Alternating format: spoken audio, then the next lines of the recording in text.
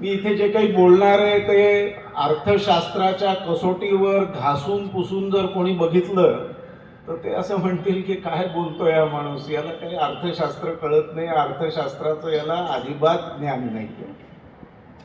असं कोणी म्हणालं तर ते मी अगदी म्हणजे मान्य करेन, ते अगदी खरं आहे ते जे म्हणतात ते. पण शेवटी अनुभव नावाची एक गोष्ट असते, ज्यातनं आपल्याला जे काही जाणवत असतं, ते जे काही जाणवलेलं असतं ते शास्त्रीय दृष्ट्या किती खरं आणि किती खोटं आहे याच्यापेक्षा अनुभवाच्या कसोटीवर ते किती योग्य आहे ते मांडणं हे मी माझं कर्तव्य समजतो आणि त्या दृष्टिकोनातनं मी हा विषय आपल्यासमोर मांडणार आहे. नव्या भारताची अर्थनीती थोडी आगळी वेगळी या विषयावर प्रसिद्ध उद्योजक श्री राम भोगले साहेब यांनी आज राष्ट्रीय स्वयंसेवक अरण्येश्वर शाखा आयोजित लक्ष्मीकांत जांभूळकर व्याख्यानमालिकेत सर्वांना सादर केले. त्याचा हा भाग आपल्यासाठी. आजच्या लक्ष्मीकांत जांभोळकर सर यांच्या स्मृतीप्रित्यर्थ आयोजित केलेल्या व्याख्यानमालेच्या या 5व्या पुष्पामध्ये आपणा सर्वांचं मनपूर्वक स्वागत. आजचे जे प्रमुख व्याख्याते आणि आपल्या संस्थेचे अध्यक्ष यांना मी विनंती करतो त्यांनी कृपया व्यासपीठावर. गुरुर्ब्रह्मा गुरुर्विष्णू गुरुर्देवो महेश्वरा गुरु साक्षात परब्रह्म तस्मै श्री गुरुवे नमः. आजच्या या व्याख्यानमाला आणि हे ज्ञानसत्र ह्या कार्यक्रमामध्ये उपस्थित मान्यवरांचं देखील मनपूर्वक स्वागत. आजच्या कार्यक्रमाची थोडक्यात रूपरेषा सांगतो. सुरुवातीला दीपप्रज्वलन, त्यानंतर श्रीसूक्त पठण होईल, त्यानंतर आजच्या या व्याख्यानमालेच्या बाबतीतलं प्रास्ताविक होईल, आभार प्रदर्शन होईल, वक्त्यांचा परिचय होईल, प्रमुख वक्त्यांचं भाषण आणि संपूर्ण वंदे मातरम असा आजच्या संपूर्ण कार्यक्रमाचं आराखडा आहे. व्यासपीठावर उपस्थित आहेत त्यांचा थोडक्यात परिचय करून देतो. या ठिकाणी पहिले जे बसले आहेत ते राष्ट्रीय स्वयंसेवक संघाच्या पद्मावती नगराचे माननीय संघचालक श्री अविनाशजी धोमकर. तसंच ही जी संस्कृत विद्या मंदिर संस्था आहे त्या संस्थेचे अध्यक्ष माननीय श्री विनायकरावजी डावरे, जे निवृत्त विंग कमांडर आहेत. आजच्या प्रमुख वक्त्यांचा परिचय स्वतंत्रपणे करून दिला जाणार आहे. या व्याख्यानमाले मागची भूमिका आपल्यापुढे मांडणार आहे प्राध्यापक डॉक्टर शरदराव कुंटे. मी कुंटे सरांना विनंती करतो त्यांनी आपलं प्रास्ताविक. दीपप्रज्वलन होईल.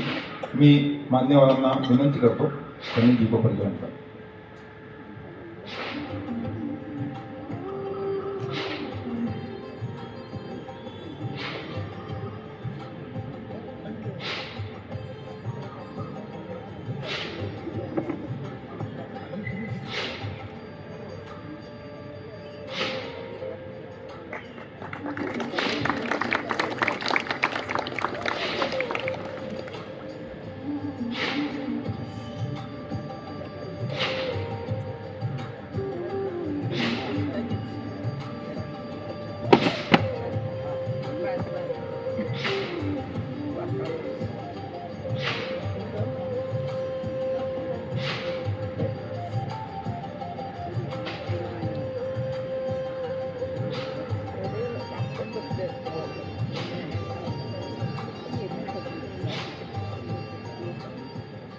सामान्यपणे आपल्या सर्व कार्यक्रमांच्या प्रारंभी आपण सरस्वती स्तवन करतो.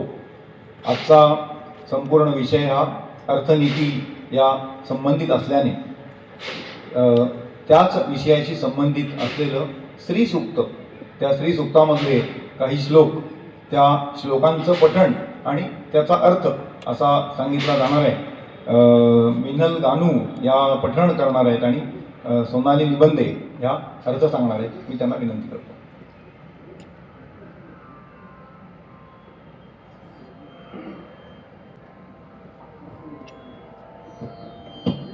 हॅलो.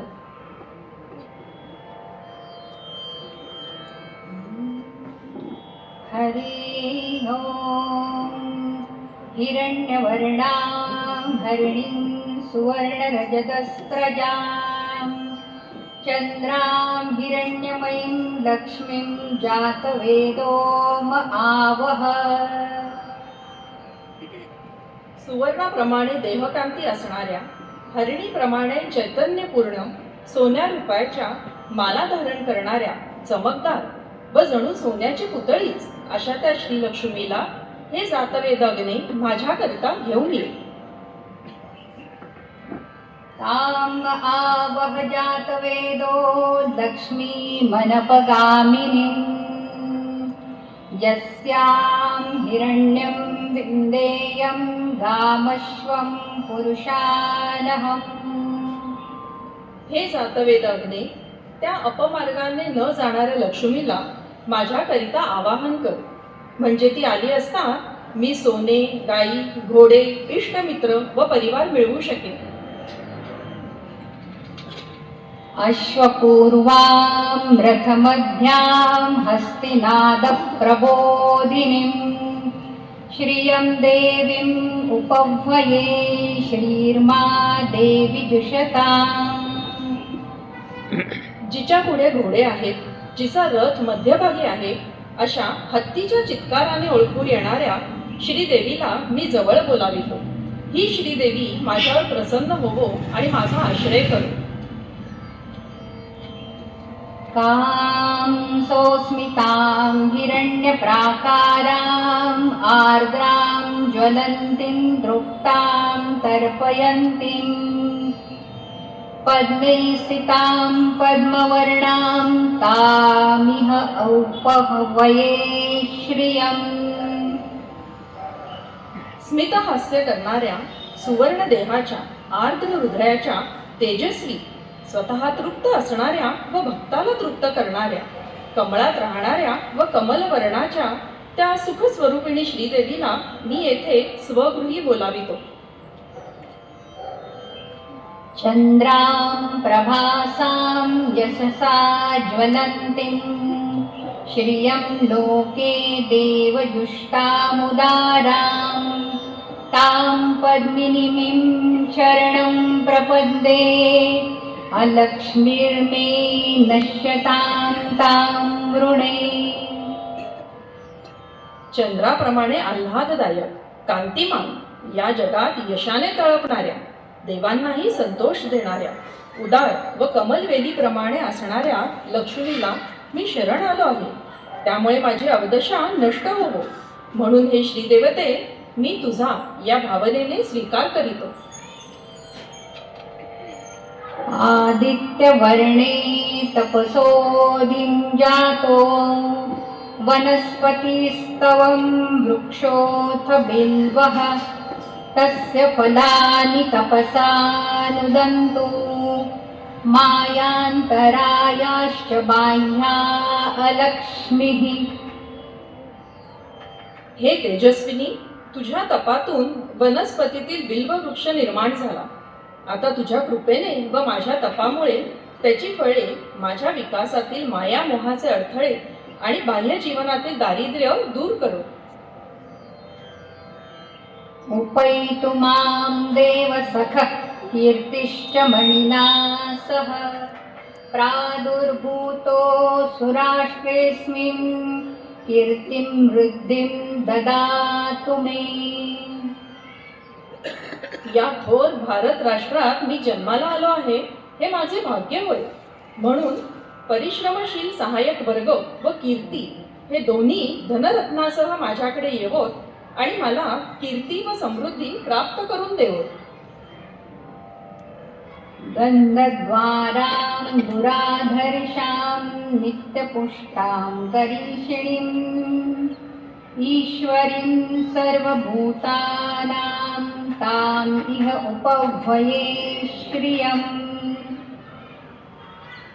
मातीच्या व तयार होत जाणाऱ्या पिकाच्या सुगंधाने कळून येणाऱ्या, खूप परिश्रमाने प्राप्त होणाऱ्या, धान्याने नेहमी समृद्ध असणाऱ्या, वाळलेल्या गोमयाचे ढीग धारण करणाऱ्या व सर्वांवर सत्ता चालवणाऱ्या त्या श्रीदेवीला मी येथे माझ्या घरी, माझ्या राष्ट्रात राहण्यासाठी बोलावतो. मनसः काममाकुन्तिं वाचः सत्यमशीमहि पशूनां रूपन्यस्य मयि श्रीश्रयतां यशः मयि श्रीः श्रयतां यशः मयि श्रीः श्रयतां यशः।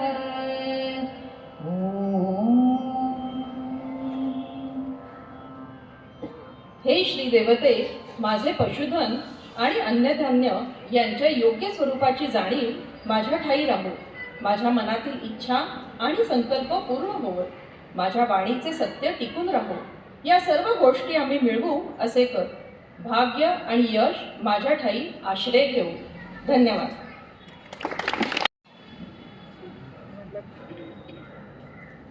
कार्यक्रमाच्या प्रास्ताविकामध्ये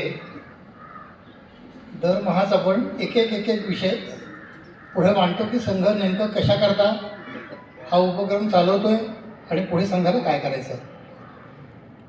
गेल्या 100 वर्षांमध्ये 3 विषय संघाने आग्रहाने लावून धरले।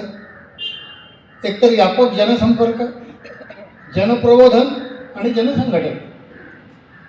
या शताब्दीच्या वर्षामध्येही याच 3 विषयांवर अधिक भर द्यावा, अधिक वेगाने हा कार्यक्रम चालवावा अशी संघाची योजना आहे। फेब्रुवारी महिन्यामध्ये संपूर्ण देशभरात प्रत्येक घरात संघाचे स्वयंसेवक गेले आणि त्यांनी संपर्क साधून की आम्ही या प्रकारची कामं समाजात करू इच्छितो आहोत, आम्हाला तुमची मदत पाहिजे, असा जाऊन गृहसंवाद साधला। संवादाचा एक पहिला टप्पा झाला। प्रबोधनाचं सत्र आपण गेल्या वर्षभर करतोच आहोत। दरमहा एक व्याख्यान स्वरूपात समाज प्रबोधनाचा विषय आपण करतो आणि पुढचा जो जनसंघटनेचा विषय आहे हा त्याला जोडून पुढे येणार आहे। जे आपल्या सगळ्यांच्या घरी संघाचे कार्यकर्ते येऊन गेले आणि आमच्या या उपक्रमांमध्ये तुम्ही सहभागी व्हा अशी विनंती केलेली आहे, त्या सगळ्यांची सूची आपण करत आणलेली आहे तयार। आणि हे उपक्रम जसजसे सुरू होतील मोठ्या प्रमाणात, तेवढ्या मोठ्या प्रमाणामध्ये सगळ्या देशभरच आपल्या शाखेच्या फक्त स्वरूपात मी सांगतो असं नाही, सगळ्या देशभरच हे होणार आहे की आज आपली असलेली जी सेवाकारी आहे त्यांची संख्या येत्या वर्षभरामध्ये दुपटीने वाढेल अशी आपली योजना आहे।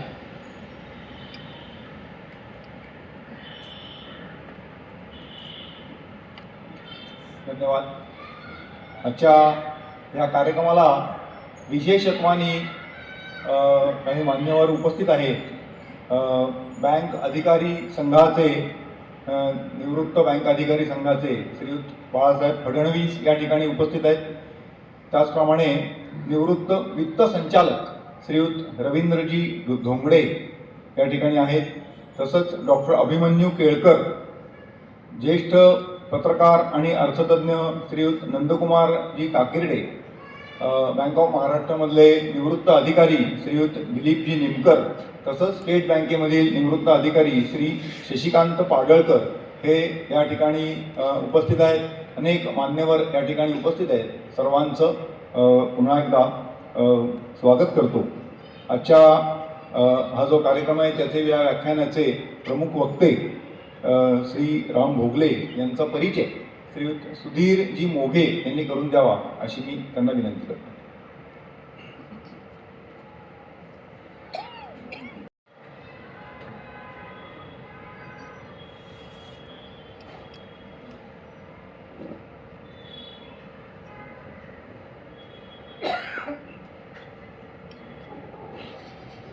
अध्यक्षस्थानी असलेले मान्यवर, व्याख्यानमालेचे आयोजक, अर्थनीती या विषयाशी निगडित संस्थांमध्ये शासनाच्या विभागामध्ये कार्य करणारे मान्यवर श्रोतागण, मित्रपरिवारातले काही स्नेहीजन आणि उपस्थित सज्जन हो, आपल्या या लोकप्रिय होत चाललेल्या व्याख्यानमालेत अर्थनीती या अत्यंत समकालीन आणि महत्त्वपूर्ण विषयावर आपले विचार मांडण्यासाठी ज्या व्यक्तिमत्वाला आपण आमंत्रित केलं आहे त्यांचा परिचय करून देण्याची जबाबदारी माझ्यावर सोपवली ही माझ्यासाठी आनंदाची, अभिमानाची आणि थोडीशी भावूक करणारी अशी क्षणरचना आहे असं मला वाटतं.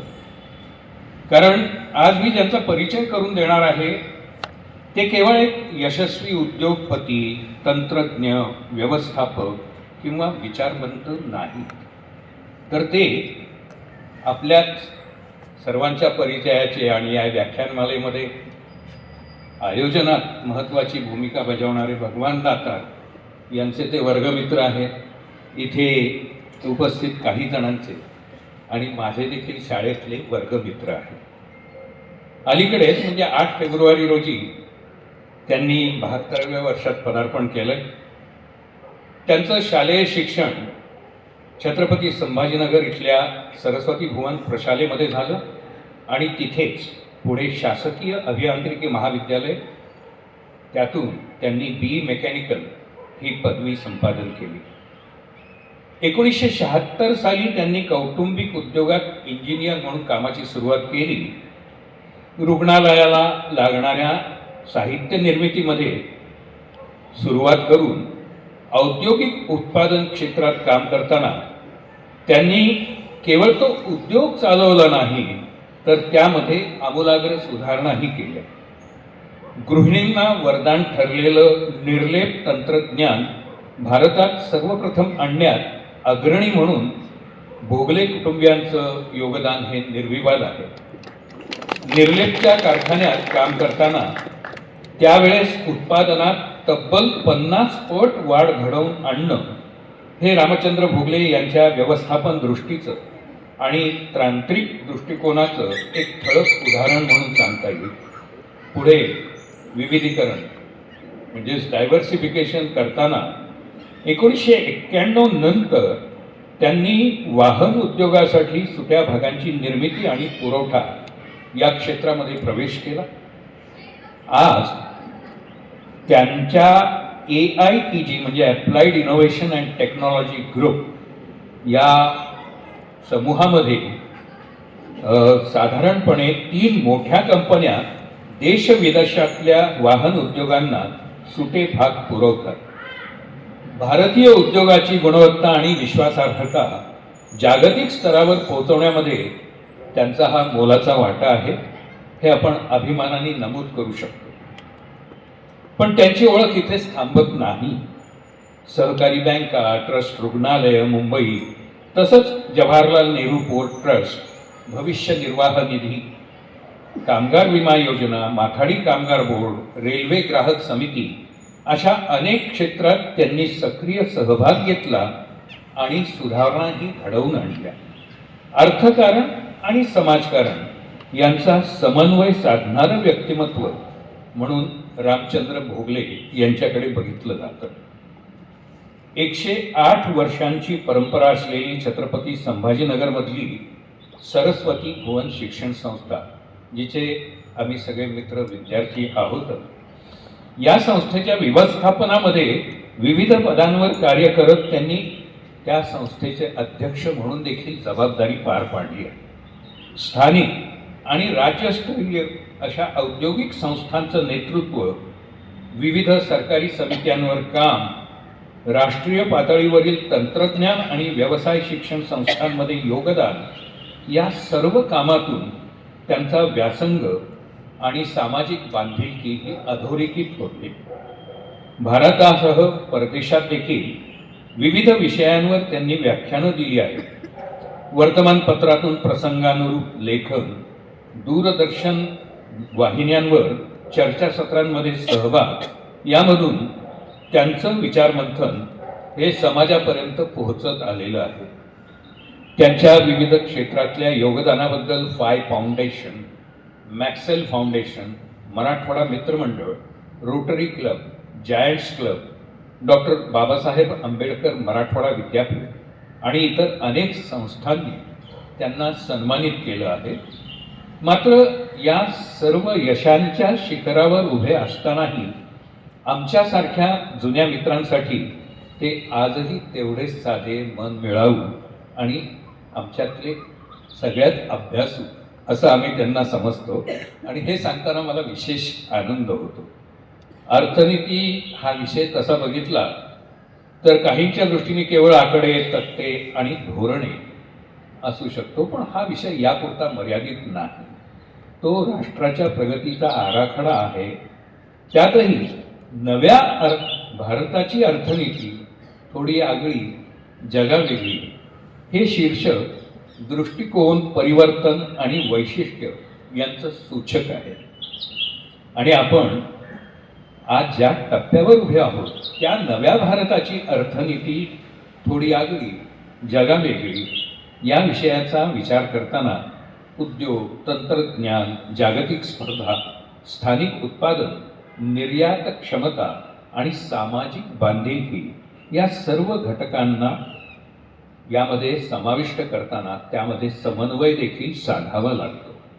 1970च्या दशकापासून ते आजच्या जागतिकीकरणाच्या आणि मेक इन इंडियाच्या काळापर्यंत उद्योग विश्वातलं संक्रमण प्रत्यक्ष अनुभवलेली व्यक्ती म्हणून रामचंद्र भोगले यांची दृष्टी निश्चितच या विषयाला व्यापक संदर्भ देणारी ठरेल. त्यामुळे स्थानिक उद्योगातून जागतिक बाजारपेठेपर्यंतचा त्यांचा प्रवास हीच नव्या भारताच्या अर्थनीतीची एक जिवंत कहाणी आहे असं म्हणणं अतिशयोक्ती ठरणार नाही. उद्योग, समाज, कामगार, शासन आणि सर्वसामान्य नागरिक यांच्या आयुष्याला स्पर्श करणारा आजचा हा विषय आहे. या सर्व पैलूंचा प्रत्यक्ष अनुभव ज्यांना आहे अशा व्यक्तीकडून हा विषय ऐकणं ही आपल्यासाठी भाग्याची गोष्ट म्हणावी लागेल. त्यामुळे अधिक वेळ न घेता आपल्या सर्वांच्या वतीनं मी रामचंद्र निळकंठ भोगले यांचं पुन्हा एकदा विनम्र स्वागत करून त्यांना सांगू इच्छितो, रामचंद्र, व्यासपीठ आपलं आहे, किंबहुना तुम्ही ते आपलंसं करून घेणार याबद्दल अजिबात शंका नाही. धन्यवाद. माननीय रामजी भोगले यांचा स्वागत आणि सत्कार आपण करणार आहोत. श्रीयुत अविनाशजी धोमकर यांना मी विनंती करतो, त्यांनी पुष्पगुच्छ आणि एक पुस्तक असं त्यांना.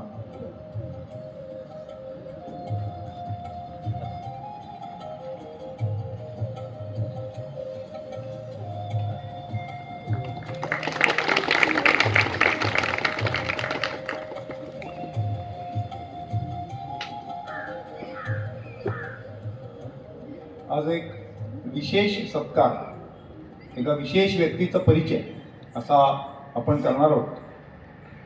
पुणेकरांसाठी आणि विशेषतः आपल्या सहकारनगरमधल्या नागरिकांना अतिशय अभिमान वाटेल असं विद्यार्जनाचं कार्य करणारी एक व्यक्ती आज आपल्यामध्ये आहे. श्री ऋतुष मंगेश याळगी. आपल्याच परिसरामध्ये त्यांचा निवास आहे. त्यांचं या ठिकाणी खूप जुनं असं याळगी कुटुंबियांचं दत्त मंदिर आहे. पुष्कर म्हणजे राजस्थान इथल्या ब्रह्म सावित्री वेद विद्यापीठ इथे 21 दिवस शुक्ल यजुर्वेदीय कंठस्थ घन पारायणाचं आयोजन करण्यात आलं होतं. एकूण 12 वेदमूर्तींनी सलग 21 दिवसामध्ये हे यजुर्वेद कंठस्थ घन पारायण पूर्ण केलं. यामध्ये ऋतुष याळगी हे दत्त मंदिराचे ते संस्थापक विष्णुमंत याळगी यांचे नातू आणि वेदमूर्ती घनपाठी ऋतुष यांचा सुद्धा सहभाग होता. ऋतुष आज आपल्यामध्ये या ठिकाणी उपस्थित आहेत. या कार्यक्रमाचा जी पूर्ती झाली त्यानिमित्त जो दीक्षांत समारंभ झाला, त्या दीक्षांत समारंभाला राजस्थानचे राज्यपाल श्री हरिभाऊ वागडे तसंच योगगुरू रामदेवजी आणि राम जन्मभूमी मुक्ती न्यासाचे कोषाध्यक्ष पूज्य गोविंदगिरी महाराज हे उपस्थित होते. त्यांच्या हस्ते ऋतुष यांना प्रशस्तीपत्रक आणि सन्मान चिन्ह देऊन गौरवण्यात आलेलं होतं. वेदमूर्ती ऋतुष यांनी वेदमूर्ती घनपाठी निखिल भालेराव गुरुजी यांच्याकडे जीवन ज्योती वेद विद्यालय पिरंगुट इथे शिक्षण घेतलं. हे जे घन पारायणातलं त्यांनी शिक्षण घेतलं तर त्यासाठी श्री प्रशांत जोशी गुरुजी आणि विजय भालेराव गुरुजी हे त्यांना परीक्षक म्हणून लावले होते. हा अतिशय आपल्या दृष्टीने एक चांगला योग आहे की इतकं उत्कृष्ट विद्यार्जन करणारे व्यक्ती आज आपल्यामध्ये या ठिकाणी आहेत. पुढील काळामध्ये वेद संरक्षणाकरता शुक्ल यजुर्वेद घनपाठ या शिक्षण शैलीचा खूप उपयोग होणार आहे हे आवर्जून आपण या ठिकाणी ध्यानात घ्यावं. आता मी विनंती करतो श्री ऋतुष यांनी पुढे यावं. माननीय श्री रामजी भोगले यांना विनंती करतो त्यांनी ऋतुष यांचा सत्कार करा.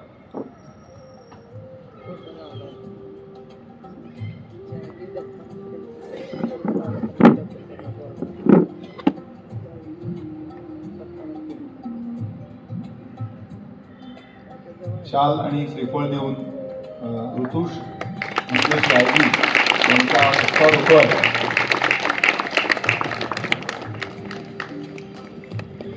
आपल्या दृष्टीने अतिशय आनंदाचा आणि हृद्य असा हा देखील कार्यक्रम आहे.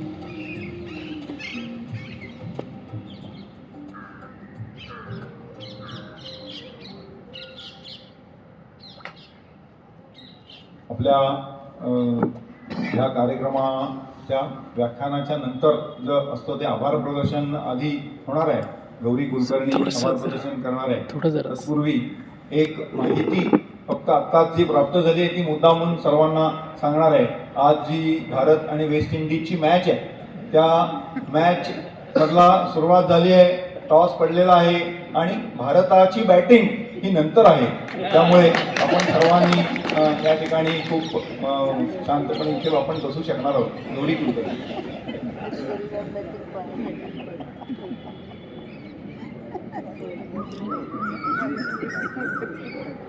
नमस्कार. राष्ट्रीय स्वयंसेवक संघ व शिक्षण महर्षी लक्ष्मीकांत जांभोरकर यांच्या स्मृतिप्रित्यर्थ विद्या विकास प्रशालेच्या संयुक्त विद्यमाने ही व्याख्यानमाला सुरू आहे.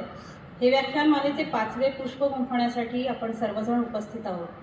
या व्याख्यानासाठी प्रमुख वक्ते म्हणून प्रसिद्ध उद्योगपती श्री राम भोगले सर आपल्याला लाभले आहेत. वेळात वेळ काढून ते आपल्याला मार्गदर्शन करायला आले म्हणून मी त्यांचे मनपूर्वक आभार मानते. तसेच आजच्या कार्यक्रमासाठी विद्या विकास शाळेचे अध्यक्ष निवृत्त विंग कमांडर विनायक डावळे सर उपस्थित राहिले त्यांचेही मी आभार मानते. तसेच विद्या विकास शाळेचे कार्यवाह ज्यांचे नेहमीच या व्याख्यानमालेसाठी बहुमोल सहकार्य असते असे श्री विनायक जांभोरकर सर यांनाही मनपूर्वक धन्यवाद. या व्याख्यानासाठी प्रमुख वक्त्यांच्या परिचयाची जबाबदारी अतिशय आनंदाने उचलणारे श्री सुधीर मोघे सर तसेच श्री सुक्ताच्या काही श्लोकांचे सुस्वर पठण करणाऱ्या सौ मीनल गानू यांचेही खूप आभार. या कार्यक्रमासाठी लागणारी ध्वनी व्यवस्था उपलब्ध करून देणारे श्री संजय बेंद्रे तसेच व्हिडिओ शूटिंग करणारे दत्तात्रय सानी व संजय बाबर सर यांचेही मी आभार मानते. आलेले सर्व श्रोते यांचेही मनापासून आभार. या कार्यक्रमाची सांगता संपूर्ण वंदे मातरमने होणार आहे तरी सर्वांनी शेवटपर्यंत उपस्थित राहावे ही सर्वांना विनंती. अनावधानाने जर चुकून कोणाचे आभार मानायचे राहून गेले असतील तर त्या सर्वांचेही मी आभार मानते. यापुढील सूत्र मी श्री भूषण करमरकर सरांकडे देते. आपल्या या व्याख्यानमालेचं दर महिन्याला एक पुष्प असतं.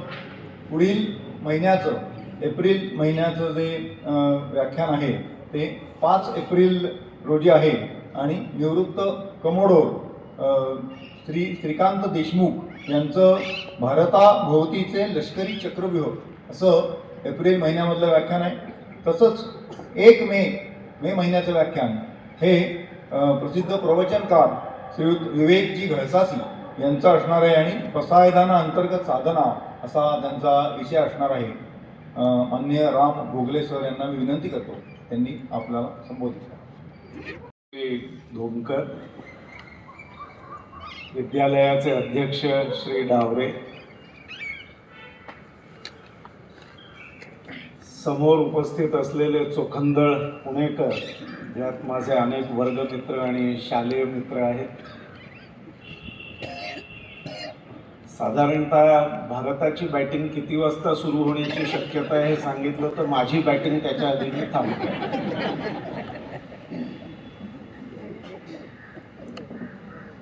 खरं म्हणजे अर्थनीती या अतिशय क्लिष्ट विषयावर ज्यानं अभियांत्रिकीचं शिक्षण पूर्ण केलंय अशा व्यक्तीनं भाष्य करणं तेही पुणेकरांसमोर आणि मराठवाड्यात नाही.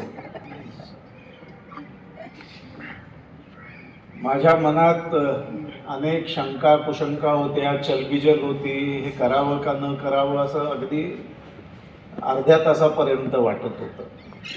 पण असं म्हणतात ना की जिथे भगवंताचं अधिष्ठान असतं, आमच्या भगवान दातारचं, आणि जिथे सुधीर सारखा धीर देणारा मित्र असतो, तिथे मन बुद्धी स्थिर करून मी प्रयत्न करणार आहे की या विषयाला मी माझ्याकडनं होईल तेवढा न्याय देईल. मी म्हटलं तसं अर्थशास्त्र हा काही माझा विषय नाही आहे, पण उद्योगात असल्यामुळे अर्थसंकल्प नियमाने ऐकणे हे गेली 50 वर्ष मी करतो. आणि इकॉनॉमिक टाइम्स हा साधारणतः गेली 56 वर्ष मी वाचतो. त्यामुळे त्यात येणाऱ्या बातम्या, अर्थसंकल्पाची नंतर होणारी चर्चा, यातनं साधारणतः अर्थकारणाविषयी बराचसा अनुभव आणि ज्ञान एकत्र करण्याची संधी मला मिळाली आहे. मी इथे जे काही बोलणार आहे ते अर्थशास्त्राच्या कसोटीवर घासून पुसून जर कोणी बघितलं तर ते असं म्हणतील की काय बोलतोय हा माणूस, याला काही अर्थशास्त्र कळत नाही, अर्थशास्त्राचं याला अजिबात ज्ञान नाही आहे, असं कोणी म्हणालं तर ते मी अगदी म्हणजे मान्य करेन, ते अगदी खरं आहे ते जे म्हणतात ते. पण शेवटी अनुभव नावाची एक गोष्ट असते, ज्यातनं आपल्याला जे काही जाणवत असतं, ते जे काही जाणवलेलं असतं ते शास्त्रीय दृष्ट्या किती खरं आणि किती खोटं याच्यापेक्षा अनुभवाच्या कसोटीवर ते किती योग्य आहे ते मांडणं हे मी माझं कर्तव्य समजतो, आणि त्या दृष्टिकोनातनं मी हा विषय आपल्यासमोर मांडणार आहे. साधारणतः अर्थविषय म्हटला की एक गोष्ट आपल्या सगळ्यांना पक्की माहिती आहे, अर्थसंकल्प हा शब्द आपण सगळ्यांनी ऐकलेला आहे, वर्षानुवर्ष ऐकलेला आहे. आणि ज्या काळात कराचे दर, वैयक्तिक आयकर किंवा वेगवेगळ्या वस्तूंवरचे कर हे जेव्हा सतत बदलत असायचे, दरवर्षी बदलायचे, तेव्हा आपल्यापैकी प्रत्येकाला हा अर्थसंकल्प ऐकण्यात किंवा दुसऱ्या दिवशी त्याच्यावरची चर्चा ऐकण्यात अतिशय रस असायचा, कारण त्याचा प्रत्यक्षपणे आपल्यावरती परिणाम होत असायचा. काय महागलं, काय स्वस्त झालं, माझ्या उत्पन्नातला किती वाटा सरकार घेऊन जाणार आहे, काही मला थोडंफार माफ केलंय की नाही, असे प्रश्न प्रत्येकाच्या मनात असायचे. उत्पन्न किती असो, कर देणारा असो अथवा नसो, पण त्याच्या मनात हे सगळे प्रश्न असायचे. आणि त्यामुळे अर्थसंकल्प आपल्या परिचयाचा आहे. अर्थकारणाशी आपला संबंध येतो. आपण खरेदी करत असतो, बहुतेक जण ग्राहक तर असतातच, त्यामुळे आपण निश्चितपणे खरेदी करत असतो. काही जण वेगवेगळ्या व्यवसायात असतात, ते आपल्या सेवा, वस्तू आदीची विक्री करत असतात. त्यामुळे अर्थकारणाशी आपला संबंध येत असतो. सामान्य माणूस म्हणून, व्यावसायिक म्हणून आपला संबंध निश्चितपणे येत असतो. पण अर्थनीती हा शब्द काही आपण फारसा कधी ऐकलेला नसतो. माझी खात्री आहे की याच्याविषयी कुठे चर्चाही होत नाही.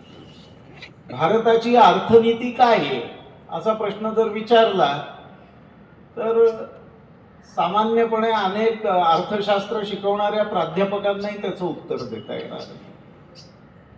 कारण अर्थसंकल्पाच्या पलीकडे आणि अर्थकारणाच्या पलीकडे काहीतरी असतं असा विचार आपल्या मनाला शिवत नाही, आणि तसा अभ्यास करण्याचा आपण प्रयत्नही करत नाही. त्यामुळे अर्थनीती म्हणजे नक्की काय, आणि मग ही अर्थनीती नवीन भारताची आगळी काय आणि जगापेक्षा वेगळी तरी काय, याच्यावर भाष्य करण्याचा हा माझा प्रयत्न आहे. मी तुम्हाला साधारणतः 1200-1400 वर्षापूर्वी घेऊन जातो, ज्या काळात अर्थसंकल्प मांडले जायचे नाही, ज्या काळात अर्थनीती हा शब्द फारसा परिचित नव्हता. एक कौटिल्य होऊन गेला ज्याने अर्थशास्त्रावर काही भाष्य केलं, याच्या पलीकडे हा विषय फारसा परिचयाचा नव्हता. आणि असं असताना आपला देश हा जगातला सर्वात समृद्ध देश होता. जगाच्या आता GDP मोजला जातो तेव्हा असं काही परिमाणही अस्तित्वात नव्हतं, पण जगाच्या एकंदर अर्थकारणातला जवळजवळ कोणे एकेकाळी 40% आणि साधारणतः 1850 पर्यंत 26% वाटा आपल्या देशाचा होता. आणि साधारण एवढ्याच टक्केवारीत जगाच्या व्यापारात आपला सहभाग होता. देशाचं वर्णन करताना ज्या ब्रिटिश अधिकाऱ्यांनी आपली शिक्षण व्यवस्थाच बदलून टाकली, त्या अधिकाऱ्यांनी आपल्या पार्लमेंटला दिलेल्या याच्यात असं म्हटलं होतं की या देशात गरीब दिसत नाही, भीक मागताना कोणी दिसत नाही, लोकांच्या चेहऱ्यावर समाधान आहे आणि बहुतेक सगळे समृद्ध, स्वतःचं जीवन अतिशय शांतपणे समृद्धीने जगताय. ही अवस्था 1837-38 मध्ये आपल्या देशाची होती. ज्या काळात ब्रिटिश अर्थसंकल्प मांडत असतील पण आपण काही मांडत नव्हतो आणि तरीही देशाची ही अवस्था होती. मग असं देशात घडलं तरी काय निश्चित की देश एवढा समृद्ध झाला. देशाच्या समृद्धीचं कारण हे आपल्या शिक्षण पद्धती होती. आपली जी शिक्षण पद्धती होती ती आपल्या जीवनाशी अगदी जवळून निगडीत असलेली अशी शिक्षण पद्धती होती. तिच्यात कुठली पुस्तकं असतील तर वेद, बाकीची जी काही भारतीय साहित्य आहे ते सगळं होतं, पण विषयाला धरून पुस्तकं अशी काही नसायची की पहिलीत हे शिकायचं, दुसरीत हे शिकायचं, तिसऱ्या वर्षी हे शिकायचं, असं काही नव्हतं.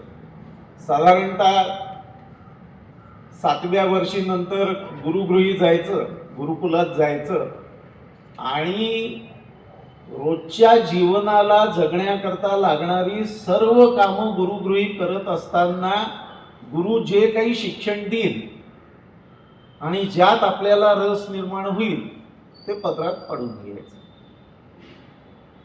आपल्याला पडलेले प्रश्न गुरुला विचारायचे आणि गुरुला जर वाटलं की तुम्ही परिपक्व आहात याचं उत्तर समजण्या एवढे, तर गुरु त्याचं उत्तर द्यायचा. नाही तर गुरु असं म्हणायचं की थांब, याला वेळ आहे, हा प्रश्न तुला आज पडलाय हे चांगलं आहे पण याचं उत्तर आज नाही मिळणार.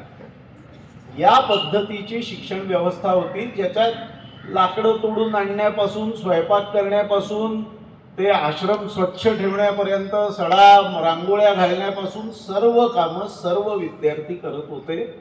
याच्यात कोणालाही सूट नव्हती. अर्जुन आणि भीम आहेत म्हणून त्यांना सूट, दुःशासन आहे म्हणून त्याला सूट, आणि कोणीतरी पांडवांच्या किंवा कौरवांच्या सैनिकाचा मुलगा आहे म्हणून त्याला सगळं करायला लावलं, असं अजिबात नव्हतं.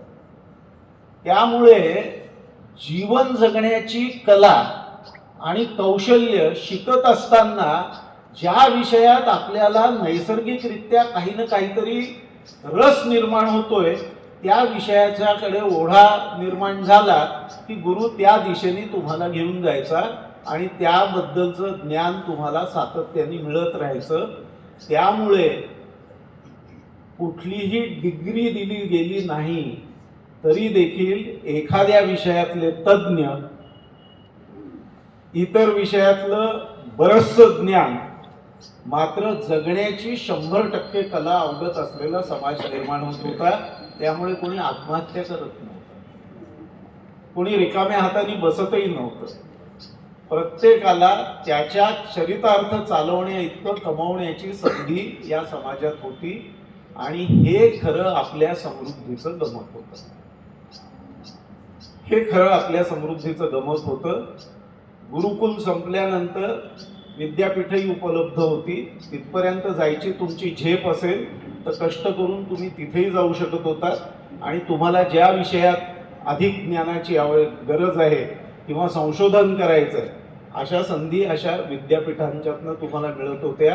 1200-1400 सालापर्यंत जोपर्यंत आक्रमकांनी या विद्यापीठांना पूर्णपणे संपवलं नाही तोपर्यंत या संधी आपल्या देशातल्याच केवळ लोकांकरता उपलब्ध नव्हत्या, तर अनेक इतर देशांच्यातनं इतर ठिकाणाहूनही शिकण्याकरता म्हणून आपल्या देशात मंडळी येत होती.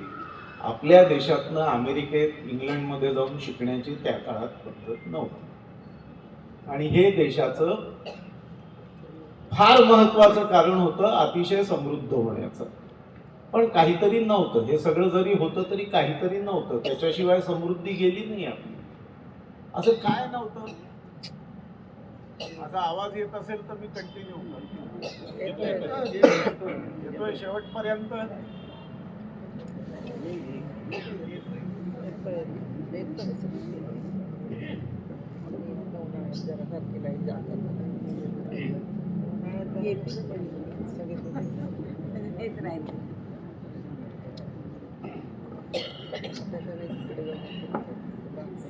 पुढे येऊन बोला.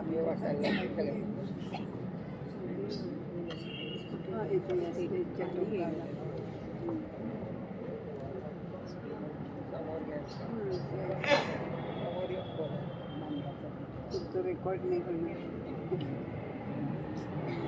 त्याला हे इलेक्ट्रिसिटी नसली तरी चालेल. चार्जिंग केलं. अडचण असेल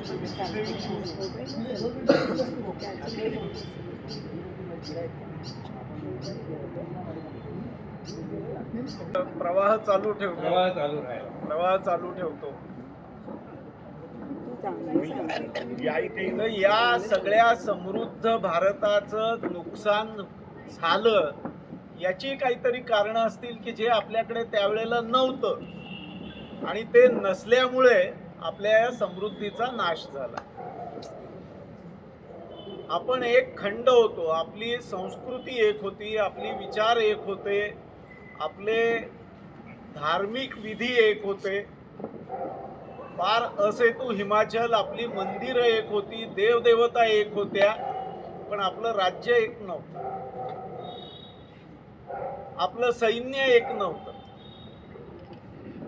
आणि आपण अनेक वर्षाच्या समृद्धीमुळे आणि सनातन संस्कृतीत असलेल्या सहिष्णुतेच्या विचारामुळे आपण क्षमाशील होतो. शौर्य होतं पण क्षमाही होती. आणि त्यामुळे परदेशी आक्रमणं जेव्हा आपल्यावर व्हायला लागली तेव्हा 16 17 वेळा शत्रूचा पराजय करूनही त्याला जिवंत सोडून देण्याचं औदार्य आपण दाखवलं. जी मंडळी परदेशातनं इथे आली आणि म्हणाली की आम्ही तुम्हाला शरण येतोय, त्यांना आपण शरण दिलं. पण शरण देत असताना आमची जीवन पद्धती आणि आमची जीवन मूल्य स्वीकारा असं आपण म्हटलं नाही, कारण आपण सहिष्णू होतो. आपल्याकडे शौर्य असलं तरीही आपल्या विचारांवर होणारं आक्रमण थोपवण्याकरता आपल्याकडे कुठलीही व्यवस्था नव्हती. आणि मग ही जी आक्रमणं झाली त्यातनं 1850 नंतर अशी परिस्थिती आली की या देशाची समृद्धी मोडून काढल्याशिवाय आणि या देशाच्या समाजाला समाधानी ठेवलं गेलं तर या देशावर राज्य करणं शक्य होणार नाही याची जाणीव झालेल्यांनी 1872 मध्ये 1857च्या बंडानंतर किंवा स्वातंत्र्य युद्धानंतर भारतीय शिक्षण पद्धतीला बेकायदेशीर ठरवलं. 1872 मध्ये भारतीय शिक्षण पद्धतीला बेकायदेशीर ठरवलं गेलं आणि कॉन्व्हेंट बेस्ड एज्युकेशन प्रणाली आपल्या देशात सरकारच्या माध्यमातून जबरदस्तीने रुजवली गेली. जिथे आवडीप्रमाणे शिकण्याची मुभा होती, जिथे जेवढं तुम्ही ग्रहण कराल त्याच्यावरती तुमचं परीक्षण होत होतं,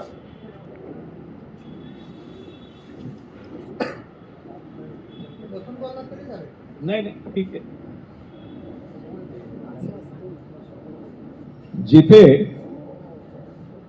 जे आपल्याला आवडेल, ज्या आपल्या नैसर्गिक क्षमता आहेत ते शिकण्याची मुभा होती, तिथे पाठ्यक्रमाप्रमाणे प्रत्येकाला तेच शिक्षण देण्याची व्यवस्था निर्माण करण्यात आली, ज्याच्यात रोट लर्निंग म्हणजे पाठांतर आणि परीक्षा, या परीक्षाही गुरुनी घेतलेल्या, गुरुला असं वाटलं की आता हा परिपक्व झालाय म्हणून याची परीक्षा घ्यायची अशा नाही, तर ठराविक अंतराने तेवढ्या याच्यात त्या परीक्षा, ही शिक्षण पद्धती आपण आणली. आपल्याकडची कौशल्य नष्ट झाली, आपल्याकडच्या क्षमतांची वृद्धी होणारं शिक्षण बंद झालं आणि मग आमच्याकडचं अर्थकारण हळूहळू परदेशी मंडळींच्या हातात गेलं. नव्हे, त्यांनी ते अतिशय व्यवस्थितपणे आपल्या हातात घेतलं आणि तुमच्याकडचं जो स्वातंत्र्य होतं, तुम्हाला जे काही करण्याचं स्वातंत्र्य होतं समाजाला, ते तुमच्याकडनं पूर्णपणे हिरावून घेऊन प्रत्येक गोष्टीकरता सरकारकडे बघण्याची सवय आपल्याला लावली. याचा परिणाम असा झाला की 1947 साली जेव्हा ब्रिटिश इथून गेले, त्यावेळेला जगाच्या अर्थव्यवस्थेच्या 3% कमी आपला GDP शिल्लक राहिला होता. जगाच्या व्यापारातला आपला वाटा जो 26-40% घरात असायचा, तो घसरून इतका नगण्य झाला होता. आणि जिथे समाधानी आणि समृद्ध असा समाज होता, तिथे अत्यंत दरिद्री आणि कर्तव्य करण्यास क्षमताच नसलेला समाज आपल्या देशात निर्माण झाला. म्हणजे ब्रिटिशांची जी नीती होती, ती नीती तुमच्या क्षमता काढून घेण्याची होती आणि त्यांच्या क्षमतांचा वापर करून तुमचा केवळ ग्राहक म्हणून वापर करणे, हमाल म्हणून वापर करणे, तुमच्या देशाची संपत्ती जितकी इथून घेऊन जाता येईल ती घेऊन जाणे, याचा प्रयत्न केला. याचं केवळ 2 कारणं होती. आपण जशास तसे वागत नव्हतो, संरक्षणाकरता आपले एक सैन्य नव्हतं आणि आपण अतिशय सहिष्णू. 1947 साली स्वातंत्र्य मिळालं आणि मग आपल्याला आपली अर्थनीती ठरवण्याकरता पूर्ण मुभा मिळाली. काय केलं आपण? 1947 साली आपण जी सुरुवात केली, 47 ते 52 कदाचित कॉन्स्टिट्यूशन बनवणे, ती अडॉप्ट करणे, संघराज्याची निर्मिती, यात सगळ्यात गुंतलेलं असू. पण 1952 नंतर आपण नक्की काय केलं? तर आमचे पंतप्रधान हे अतिशय रोमॅन्टिक होते. ते स्वप्नांच्या जगात रमणारे होते. त्यांना स्वप्नवत वाटणारी आणि पाश्चात्य शिक्षणाच्या प्रभावाखाली जी फार महत्वाची आणि सर्वांना समान वागणूक देणारी वाटली, अशी साम्यवादी विचारसरणी त्यांनी अंगीकारली. पण पूर्णपणे साम्यवादी न होता त्यात काही थोडंफार अमेरिकन विचारही त्यांनी घातला आणि एक लेफ्टही नाही, सेंटरही नाही आणि पूर्णपणे राईटिस्टही नाही, अशी एक अर्थव्यवस्था आपण निर्माण केली, ज्यात पुढच्या 10 वर्षाच्या काळात जास्तीत जास्त गुंतवणूक सरकारच्या मार्फत झाली. ज्या खाजगी उद्योगांनी अनेक क्षेत्रात महत्वाची पावलं उचलली होती, अगदी शिक्षणापासून ते उद्योगापर्यंत, एअरलाइन्स पासून ते स्टील उद्योगापर्यंत महत्वाची पावलं उचलली होती, त्या सगळ्यांचं क्रमाक्रमाने सरकारीकरण करण्यात आलं. विमा उद्योगाचं सरकारीकरण करण्यात आलं आणि पुढे बँकांचंही सरकारीकरण करण्यात आलं.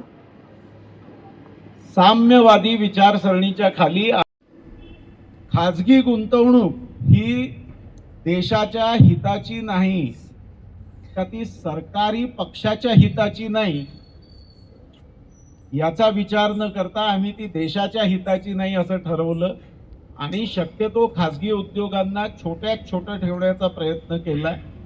सरकारी उद्योगांना मुक्त मुभा दिली.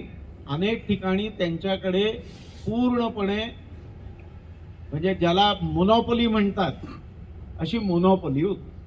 टेलिफोन्समध्ये कोणी येऊ शकायचं नाही, विमा उद्योगात कोणी येऊ शकायचं नाही. असे अनेक उद्योग होते की जिथे खाजगी मंडळींना प्रवेशच नव्हता, गुंतवणूक करण्याची शक्यताच नव्हती. याचा परिणाम असा झाला की 1990 साली देशाकडे असलेलं सोनं गहाण आपल्याला ठेवावं लागलं आणि 91 साली आपल्याला इंटरनॅशनल मॉनिटरी फंड आणि वर्ल्ड बँक यांच्याकडनं कर्ज मिळावं याकरता त्यांनी ठरवलेल्या धोरणाप्रमाणे वागावं लागलं. त्यांनी जे सांगितलं ते आपल्याला स्वीकारावं लागलं. याचा अर्थ 91 साली आपण रूळ बदलले. साम्यवादी विचारसरणीकडनं या इंटरनॅशनल मॉनिटरी फंड किंवा वर्ल्ड बँक या त्या काळात अमेरिकेच्या प्रभावाखाली होत्या. यात सर्वात महत्वाचा वाटा, आर्थिक वाटा हा अमेरिकेचा होता आणि त्यामुळे ते अमेरिकेच्या प्रभावाखाली होत्या. त्यामुळे अमेरिकन इकॉनॉमिक मॉडेल हे स्वीकारण्याला आपल्याला बाध्य करण्यात आलं. आपल्याला ते स्वीकारावं लागलं. मधल्या काळात 1970 नंतर अमेरिकेनी ग्राहक हा राजा असतो आणि त्यामुळे ग्राहकाची गरज ही येणं केणं प्रकारेनं कमीत कमी किमतीत पूर्ण करण्याकरताची नीती स्वीकारली. अमेरिकेतला सर्व प्रोडक्शनचं जे काही होतं ते हळूहळू चीनमध्ये पूर्णपणे गेलं. तंत्रज्ञान गेलं, उत्पादनाची साधनं गेली आणि चीनमधनं स्वस्त मिळतंय म्हणून जास्तीत जास्त गोष्टी चीनमधनं आणून अमेरिकेच्या ग्राहकाला त्या स्वस्तात देण्याच्या नादात, ज्याला आपण मूल्यवर्धन म्हणतो, ज्या मूल्यवर्धनातनं खरं म्हणजे सामान्य माणसाचं उत्पन्न निर्माण होतं, हे मूल्यवर्धन सगळं अमेरिकेने आपल्या देशातनं दुसऱ्या देशात हलवलं आणि त्यांच्या मागे मागे अनेक युरोपियन देशांनीही तीच नीती अवलंबली. मूल्यवर्धन करण्याकरता जेवढे कष्ट आणि जितकी मनुष्यबळ लागतं तेवढं विक्री करायला लागत नाही. पण ग्राहक हा राजा आहे, त्याला सगळं स्वस्तात मिळालं पाहिजे, सर्वोत्कृष्ट मिळालं पाहिजे. या नादात अमेरिकेने हे स्वीकारलं आणि मग त्यांच्या असं लक्षात आलं की मागणी वाढवत नाही राहिली. पुरवठा तर करायला चीन बसलेलं आहे, जेवढा म्हणाल तेवढा पुरवठा करायला ते बसलेले आहेत. मागणी वाढवत नाही राहिली तर अर्थव्यवस्था वाढत नाही. त्यामुळे मागणी वाढवण्याचं धोरण त्यांनी स्वीकारलं आणि हळूहळू या विचाराचा प्रभाव आपल्याही देशावर झाला. पुरवठा वाढवणे, पुरवठा करणे याही पेक्षा मागणी वाढवणे आणि त्यातनं अर्थव्यवस्थेला चालना देणे हा विचार आपण स्वीकारला. साधारण 1914 पर्यंत या विचारावर आपला देश चालत होता. 1990 पासून 1914 पर्यंत, 2014 पर्यंत, 1914 नाही 2014 पर्यंत या विचाराने आपला देश चालत होता. त्यामुळे स्वातंत्र्यपूर्व काळात असलेली स्वदेशी ही नंतरच्या काळात फक्त संघाच्या चळवळीपुरती मर्यादित राहील. स्वदेशी हे जे काँग्रेसचं होतं ते संघाने स्वीकारलं, कारण संघाला दिसत होतं की हे जर स्वदेशीचं धोरण नसेल तर आपण इतर देशांवर अशा पद्धतीने अवलंबून राहायला सुरुवात करू की आपल्याला आपले निर्णय घेणंच शक्य होणार. आणि प्रत्यक्षपणे तशी परिस्थिती झाली होती. या परिस्थितीतनं बाहेर काढण्याकरता नवीन सरकार जे या देशात आलं, जे पहिल्यांदा अनेक वर्षांनंतर बहुमताने निवडून आलं होतं, त्या सरकारने मोदीजींच्या नेतृत्वाखाली काही धोरणात्मक निर्णय घ्यायला सुरुवात केली. आता सामान्य माणसांकरता असं वाटतं की हे निर्णय वेगवेगळ्या नीतींखाली घेतले. म्हणजे काही निर्णय शिक्षण नीतीखाली झालेत, काही निर्णय व्यापार नीतीखाली झालेत, काही निर्णय संरक्षण नीतीखाली झालेत. पण हे सामान्य माणसाला वाटणार. माझ्यासारखा जो अनेक वर्षापासून या क्षेत्रात काम करतो त्याचं मात्र मत असं आहे की हे सगळे निर्णय हे भारताच्या नवीन अर्थनीतीचे भाग होते.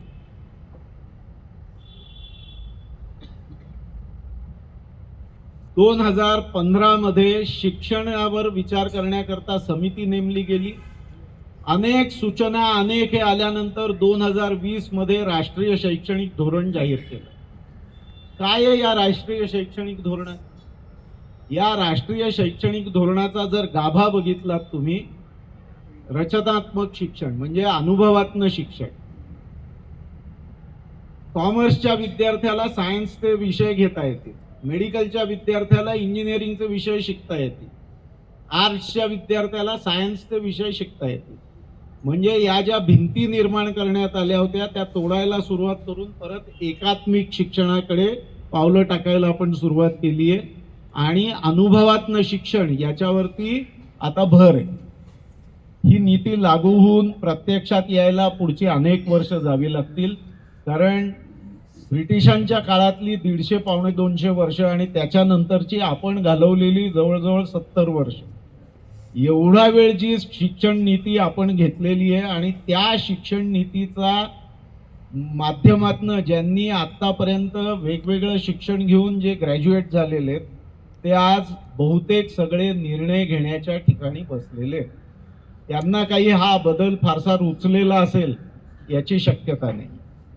पण हा बदल ज्या दिवशी घडेल त्या दिवशी परत आपण त्या शिक्षणाकडे जाऊ ज्या शिक्षणाला बेकायदेशीर ठरवलं गेलं होतं. आणि त्यामुळे हा अर्थनीतीचा भाग आहे असं माझं स्पष्ट मत आहे. 1915 साली मेक इन इंडिया असं मोदीजींनी जाहीर केलं आणि त्याचा जो विज्ञान भवनात मेळावा झाला होता तो तिथे उपस्थित राहायचं सौभाग्य एक उद्योजक म्हणून मला मिळालं.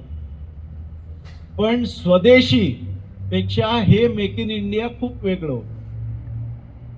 भारताच्या स्वातंत्र्यानंतर सुरुवातीच्या काळात प्रत्येक गोष्ट आपणच करायची, परदेशातनं आणायची नाही, हे जे धोरण होतं ते स्वदेशीच होतं. पण या धोरणात आणि मोदीजींनी आणलेल्या मेक इन इंडिया धोरणात फार फरक होता. एक महत्वाचा फरक त्यातला असा होता की मोदीजींनी जाहीर केलं की make in India for the world. तुम्ही इथे बनवा, जगाकरता बनवा, केवळ आपल्या देशाकरता बनवू नका, जगाकरता बनवा. म्हणजे याला एक जागतिक आयाम मोदीजींनी दिला होता. तो केवळ आपल्या देशाच्या सीमेपुरता मर्यादित नव्हता, याला एक जागतिक आयाम दिला होता.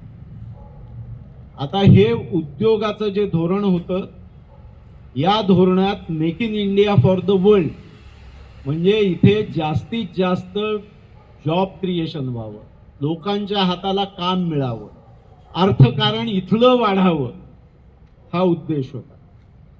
आता अर्थकारण वाढायचं, लोकांचं उत्पन्न वाढायचं, अर्थनीतीचा भाग आहे. त्यामुळे उद्योगाच्या संदर्भातला हा निर्णय जरी असं वाटत असलं की उद्योग नीती आहे तरी तो मुळात जेव्हा तुम्ही जाऊन बघता तेव्हा तो अर्थनीतीचाच भाग आहे, तो अर्थनीतीचाच भाग. त्यामुळे जागतिकीकरणाच्या रेट्याखाली आपण जे सगळं काही परदेशातनं मागवायला सुरुवात केली होती, मोबाईल फोन्स आले होते, तंत्रज्ञान आलं होतं टेलिकॉम क्षेत्रातलं, या टेलिकॉम क्षेत्रातल्या तंत्रज्ञानाकरता लागणारी जी इक्विपमेंट आणि गिअर आहे, सुरुवातीला इलेक्ट्रॉनिक टेलिफोन एक्सचेंज आपण बनवले, सीडॅकच्या माध्यमातून काही टेलिफोन एक्सचेंजेस आपण बनवले, ते उत्कृष्ट बनवले होते. पुण्यातच त्याचं बरंचसं संशोधन पुण्यात झालं होतं. पण नंतरच्या काळात ही जी वायरलेस टेलिफोनी आली, याकरता लागणारं बहुतेक सगळं इक्विपमेंट आपण इरिक्सन किंवा नोकिया किंवा अशा परदेशी किंवा चीनी कंपन्यांकडनं आणायला सुरुवात केली आणि वापरायला सुरुवात केली. पण नव्या अर्थनीतीप्रमाणे या सगळ्या इक्विपमेंट्सवरती संशोधन करून जेव्हा 3Gचं 4G आणि 4Gचं 5G झालं त्यावेळेला याला लागणारं सर्व इक्विपमेंट आणि तंत्रज्ञान भारतीय वापरलं गेलं. याच्याकरता परदेशातनं आपण तंत्रज्ञान आणलं नाही. अश्विनी वैष्णवांनी आमच्या शहरात जेव्हा भेट दिली होती त्यावेळेला त्यांनी या 5Gच्या तंत्रज्ञानाची अनाउन्समेंट केली होती. त्यांनी भाषणात आमच्यासमोर सांगितलं होतं की हे 5Gचं तंत्रज्ञान आम्ही काही शहरात भारतीय इक्विपमेंटसह लागू करणार आहोत. आम्ही मागणी केली आमच्याही शहरात, संभाजीनगरातही करा. त्यांनी ती तिथल्या तिथे मान्य केली. स्वदेशी असल्यामुळे त्यांना ते मान्य करणं शक्य झालं. परदेशातनं आणायची असती इक्विपमेंट तर इतक्या सहजासहजी ठीक आहे तुम्हालाही देतो असं म्हणण्याची शक्यता नव्हती. त्यामुळे टेलिकॉम क्षेत्रातलं हे सगळं तंत्रज्ञान त्याच्यानंतरच्या काळात आपण निर्माण केलं. मी म्हटलं तसं की उद्योग क्षेत्रात हे निर्णय घेत असताना आणि स्वावलंबी बनण्याच्या दृष्टीने, तंत्रज्ञानाच्या दृष्टीने आपण पावलं टाकत असताना अजून एक निर्णय घेतला गेला की संरक्षण सिद्धतेत आपल्याला जे काही विकत घ्यावं लागतं, मग त्यातला दारू गोळा असेल, तोफा असतील, रंगाडे असतील, विमानं असतील, मिसाईल्स असतील, ड्रोन्स असतील, सुरुवातीच्या काळात आपण परदेशातनं हे सगळं आणत होतो. पण गेल्या 10 वर्षाच्या काळात यातलं सर्व तंत्रज्ञान आपल्या देशात डेव्हलप करण्यात आलं. आणि ऑपरेशन सिंदूरच्या काळात तुम्ही बघितलं असेल की सर्व देशांना आश्चर्यचकित होण्याची वेळ आली की भारताकडे एवढं प्रगत तंत्रज्ञान आहे की त्या किराणा हिलच्या एका छोट्याशा झरोक्यातनं खाली असलेल्या तळघरात जाऊन मिसाईल फुटतं.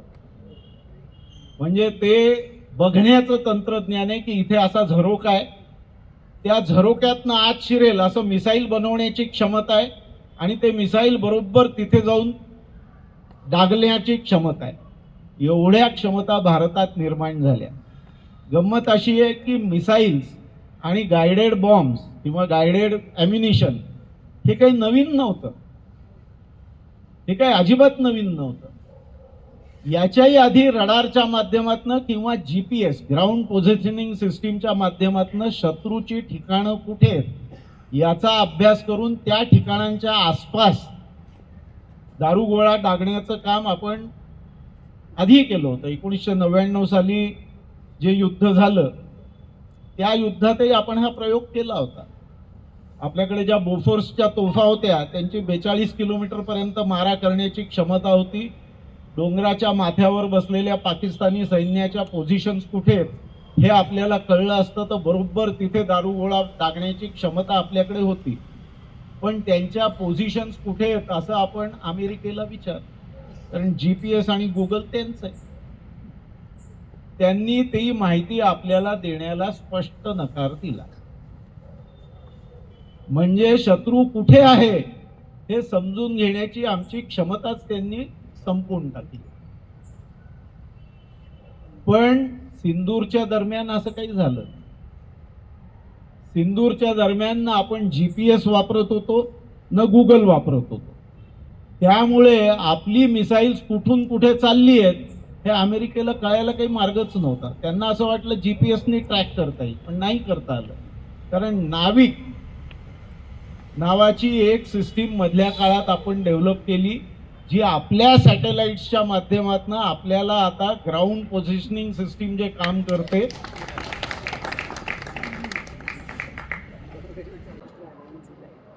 GPS जे काम करतं ते काम करण्याची स्वदेशी क्षमता आपल्यात निर्माण झाली. आणि त्यामुळे आता आपली मिसाईल्स त्यांचं सगळं गायडन्स हे आपल्या सिस्टीम्सनी आपल्या तंत्रज्ञानावर अवलंबून आहे. कोणाकडेही म्हणजे भीक मागण्याची गरज देशाला शिल्लक नाही राहील. देशाचं संरक्षण झालं तर अर्थकारण टिकवता येतं. असं मी तुम्हाला आधीच सांगितलं की 1850च्या आधी ते आपल्याकडे नव्हतं. मग संरक्षणाच्या संदर्भात ही जी सिद्धता होतीये ती सिद्धता अर्थनीतीचाच भाग आहे. ती काही संरक्षण नीतीचा भाग नाहीये, तो अर्थनीतीचा भाग आहे. आणि मग अर्थसंकल्पात संरक्षणात किती गुंतवणूक करायची हे अर्थनीती ठरवते.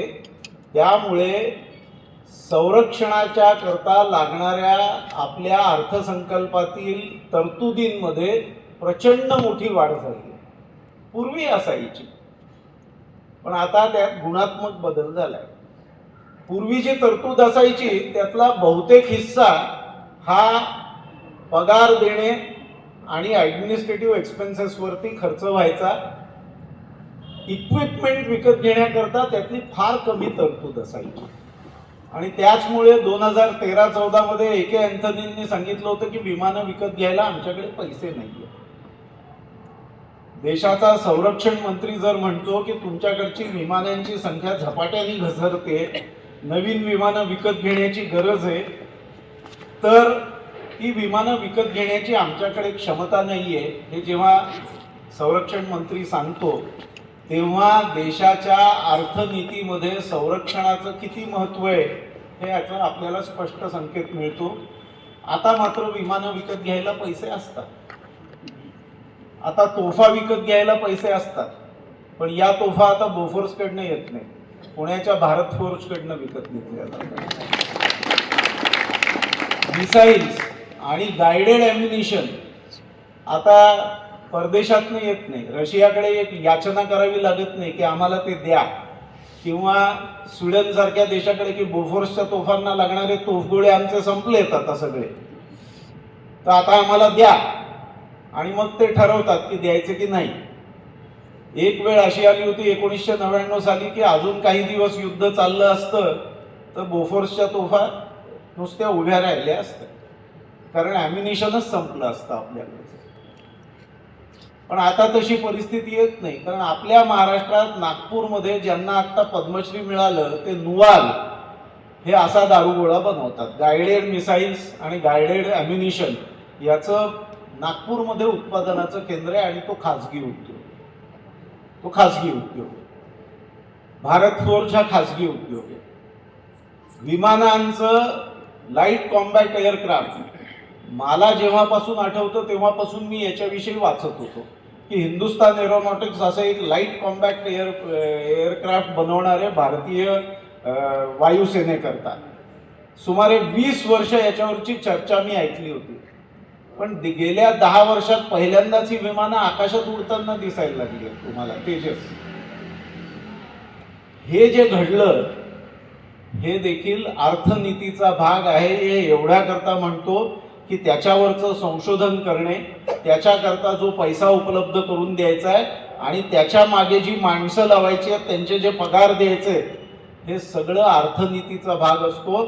आणि आपल्या गरजा लक्षात घेऊन तिथे पैसे खर्च करणं ही अर्थनीती असते, ती संरक्षण नीतीचा भाग नसतो, तो अर्थनीतीचाच भाग असतो.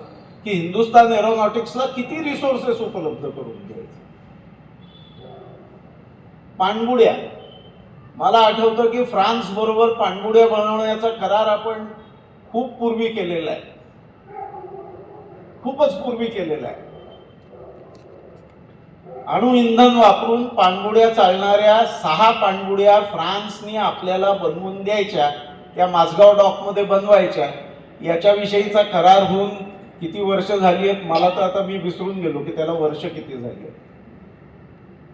करोना लागायच्या आधी माझ्या कारखान्यातर्फे या प्रोजेक्टमध्ये आपल्याला काही काम मिळू शकतं का याच्याकरता मी फ्रान्सचा दौरा केला होता. तिथे फ्रेंच नेव्हल ग्रुप म्हणून जी कंपनी आहे जी उत्पादन करते, जी फ्रेंच सरकारच्या मालकीची आहे, त्यांच्याबरोबर 2 मीटिंग्स झाल्या होत्या. मार्च महिन्याच्या शेवटी त्यांचं एक डेलिगेशन आमच्याकडे येणार होतं. 23 मार्चला करोना लागला आणि तो सगळा प्रोजेक्ट ठप्प झाला. पण पाणबुड्या बनणं ठप्प नाही झालं. मला माहिती आहे की या पाणबुड्यांना लागणारं जे एअर कंडिशनिंग असतं, त्या एअर कंडिशनिंगमध्ये एक विशिष्ट कॉम्प्रेसर वापरला जातो. तो महिनोन्महिने चालत राहिला तरी तो बंद पडत नाही. अशी छोटी छोटी पॅक, एका पाणबुडीत साधारणतः 6 सिस्टीम्स लागतात. एक महाराष्ट्रीयन उद्योजक कराडमध्ये या सिस्टीम्स बनवतो आणि देशाच्या पाणबुड्यांना सप्लाय करतो. या सगळ्या पाणबुड्यांच्या बॅटरी मॅनेजमेंट सिस्टीम लागते. जी ऊर्जा साठवली जाते ती बॅटरीच्या माध्यमातून वापरली जाते, याला बॅटरी मॅनेजमेंट सिस्टीम्स लागतात. सुमारे 20 कोटी रुपयाला एक बॅटरी मॅनेजमेंट सिस्टीम आपण रशियाकडनं विकत घेत होतो. मनोहर पदवीकर आमच्या शहरात आमच्या एका प्रोजेक्टचं उद्घाटन, आमच्या म्हणजे माझ्या नाही, पब्लिक प्रायव्हेट पार्टनरशिप प्रोजेक्टचं उद्घाटन करायला आले होते.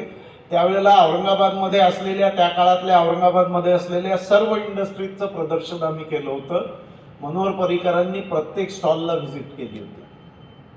तिथे हा बॅटरी मॅनेजमेंट करणारा उद्योजक जो ऑलमोस्ट बँकरप्ट व्हायला आला होता, तोही उपस्थित होता. त्यांनी सांगितलं, त्यांनी विचारलं किती वर्ष झाली तुम्ही बॅटरी मॅनेजमेंट सिस्टीमचं प्रोटोटाईप सरकारला देऊन? म्हणाला 3 वर्ष झाली.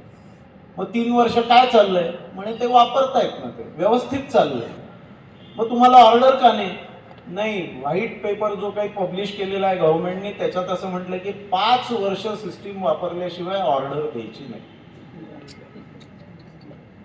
3 वर्ष जी सिस्टीम व्यवस्थित चालत होती ती 5 वर्ष चालल्याशिवाय ऑर्डर द्यायची नाही. त्यांनी त्या उद्योजकाला दिल्लीला बोलावलं. पुढच्या 15 दिवसात त्याला आधीच्या सिस्टीमचे पैसे मिळाले आणि पुढच्या सिस्टीमची ऑर्डर मिळाली. केवळ 6 कोटी रुपयाला हा उद्योजक त्या सिस्टीम. आता ही जी नीती आहे ही मेक इन इंडिया उद्योगांना प्रोत्साहन देण्याची नाहीये, ही अर्थनीती आहे. 2 गोष्टी, स्वदेशी तंत्रज्ञान आणि स्वस्तात. परदेशी चलन वाचवायचं, आपल्याच देशातल्या हातांना काम द्यायचं, आपल्याच देशातलं तंत्रज्ञान वापरायचं आणि आपल्याच देशातल्या उद्योगांना उभारी द्यायची. वरवर विचार केला संरक्षणाच्या संदर्भात, पण जेव्हा तुम्ही खोलात जाऊन विचार करता तेव्हा तुमच्या लक्षात येतं की नाही, ही अर्थनीतीचा भाग आहे. व्यापार, अनेक देशांशी फ्री ट्रेड ॲग्रीमेंट्स आपण केले होते. त्याचा परिणाम असा झाला होता की चीनमधनं त्या देशात गोष्टी यायच्या, थातूर मातूर काहीतरी व्हॅल्यू ॲडिशन केलं असं दाखवायचं आणि 0 ड्युटीने ते आपल्या देशात यायच्या. आपल्या देशातल्या उद्योजकांना त्याला तोंड देता देता फेस आला होता. असे FTA करत असताना आता सरकार भारताच्या हिताचा विचार केल्याशिवाय असे कुठलेही फ्री ट्रेड ॲग्रीमेंट करत नाही आणि ते असे लूज वर्डेड नसतात. त्याच्यात अगदी स्पेसिफिक प्रोव्हिजन्स असतात की ज्यामुळे असे उद्योग करण्याची शक्यता ही कमीत कमी करण्यात येते. मी असं म्हणणार नाही की कोणी करणारच नाही, ते अजूनही होणं शक्य आहे. फसवणूक करायची तर कोणी करू शकतो, पण ती दीर्घ काळाकरता अशी फसवणूक करणं शक्य होणार नाही. त्यामुळे व्यापाराच्या संदर्भात देखील आमचं हित प्रथम, भारतीयांचं हित प्रथम. आमचं हित सांभाळून जर व्यापारी करार होणार असेल तर आम्ही तुमच्याबरोबर करार करू, नाही तर आमचं चाललंय ते ठीक चाललंय. पहिल्यांदा सरकार एवढ्या असर्टिव्हली फ्री ट्रेड ॲग्रीमेंट्स निगोशिएट करतंय आणि हाही अर्थनीतीचा भाग आहे. हा व्यापार नीतीचा भाग नाहीये, हाही अर्थनीतीचा भाग आहे. शिक्षण, संरक्षण, उद्योग, व्यापार या सगळ्याचाच अर्थनीतीशी असा संबंध जुळतो. शेतीचा जुळतो का? 100% जुळतो. शेतीचाही संबंध जुळतो. करोना आला आणि आमच्याकडे अनेकांच्या हाताचं कामच गेलं. उपाशी राहायची वेळ आली. सरकार अन्नधान्य खरेदी तर आधीच्या सरकारपासून करत होतं. 1910-11च्या सुमारास सुप्रीम कोर्टाच्या एका केसमध्ये सुप्रीम कोर्टाने सरकारला विचारलं होतं की हे जे अन्नधान्य तुम्ही विकत घेता हे तुम्ही लोकांना फुकट देऊ शकणार नाही का? त्याच्यावर सरकारचं उद्योग होतं की नाही, तो आमच्या धोरणांचा भाग नाहीये, तसा आम्हाला करता येणार. काय व्हायचं या अन्नधान्याचं? साधारणतः 2010 नंतर तुम्ही बघितलं असेल की धान्यावरती आधारित दारूचे कारखाने निर्माण झाले होते सगळीकडे. म्हणजे हे धान्य सरकारी गोदामांच्यातनं सडायचं, जेवढ्याला विकत घेतलंय त्याच्या 1 किमतीत ते खाजगी उद्योगांना दारू बनवण्याकरता विकलं जायचं, पण उपाशी माणसाच्या तोंडात त्यातला घास पडायचा नाही. रेशनवरनं जेवढं धान्य वितरित व्हायचं तेवढं सोडलं तर ते काही धान्य दिलं जायचं नाही. काय केलं या सरकारने? अर्थनीतीचा भाग. एकीकडे शेतकऱ्यांचा माल तर विकत घेतला पाहिजे, त्याच्याकरता बजेट तर प्रोव्हाइड केलं पाहिजे, तो जास्तीत जास्त घेतला पाहिजे. दुसरीकडे उपाशी राहणाऱ्यांच्या हाताला काम नाही तर त्यांनाही जगवलं पाहिजे. हे सगळं विकत घ्यायच्या धान्याचं बजेट वाढवत नेलं मोदी सरकारने आणि हे विकत घेतलेलं धान्य 80 कोटी लोकांना 5 किलो प्रमाणे फुकट देण्याची व्यवस्था निर्माण केली. एकीकडे लोकांना पोटभर खायला मिळालं, दुसरीकडे शेतकऱ्यांचा माल विकला गेला. उपाशी असलेल्या लोकांना पैसे देऊन टाकले तर त्याचा वापर अन्नधान्य विकत घ्यायला होईल का इतर कशा करता होईल याची काहीच खात्री नाही. तसं खरं म्हणजे धान्य दिलं तरी ते पोटातच जाईल का ते परत विकलं जाईल हा प्रश्न असतोच. पण आता घास आता सरळ खाता येत नाही. आता ते धान्य घेऊन कुठेतरी विकायला जावं लागतं, तेव्हा कॅश येते, मग त्या कॅशचा दुरुपयोग करता येतो. पण हे इतकं सोपं नाही राहिलं, कारण धान्य घरातल्या स्त्रीच्या हातात जातं आणि स्त्री काही धान्य विकून दारू प्यायला जाईल याची शक्यता नसते किंवा जुगार खेळेल याची शक्यता नसते. त्यामुळे आता तो घास प्रत्येकाच्या पोटात जायला लागलाय. गेल्या 5 वर्षात भूकबळी पडलाय अशा बातम्या किती जणांनी वाचल्या पेपरमध्ये? आदिवासी भागात इतक्या बालकांचा मृत्यू, भूकबळीने मृत्यू. माल न्यूट्रिशन अजूनही आहे, पण भूकबळींची बातमी मी तर रोज पेपर वाचतो, रोज फॉलो करत असतो न्यूज. मला तरी वाचल्याचं आठवत नाही. कदाचित मी मोदी भक्त असल्याने सिलेक्टिव्हली वाचत असेल, कदाचित अशी बातमी माझ्या नजरेतच येत नसेल, शक्यता आहे. पण तरी देखील अशी बातमी सुटेल याची शक्यता फार कमी आहे, कारण माझी पत्नी मला म्हणते की चहा गार होतो, तुमचा पेपरचा अभ्यास कमी करा. तर त्यामुळे अशा बातम्या आता येत नाहीत, कारण प्रत्येकाकडे अन्नधान्य खायला उपलब्ध आहे. उपासमार नाहीये, माल न्यूट्रिशन असू शकतं.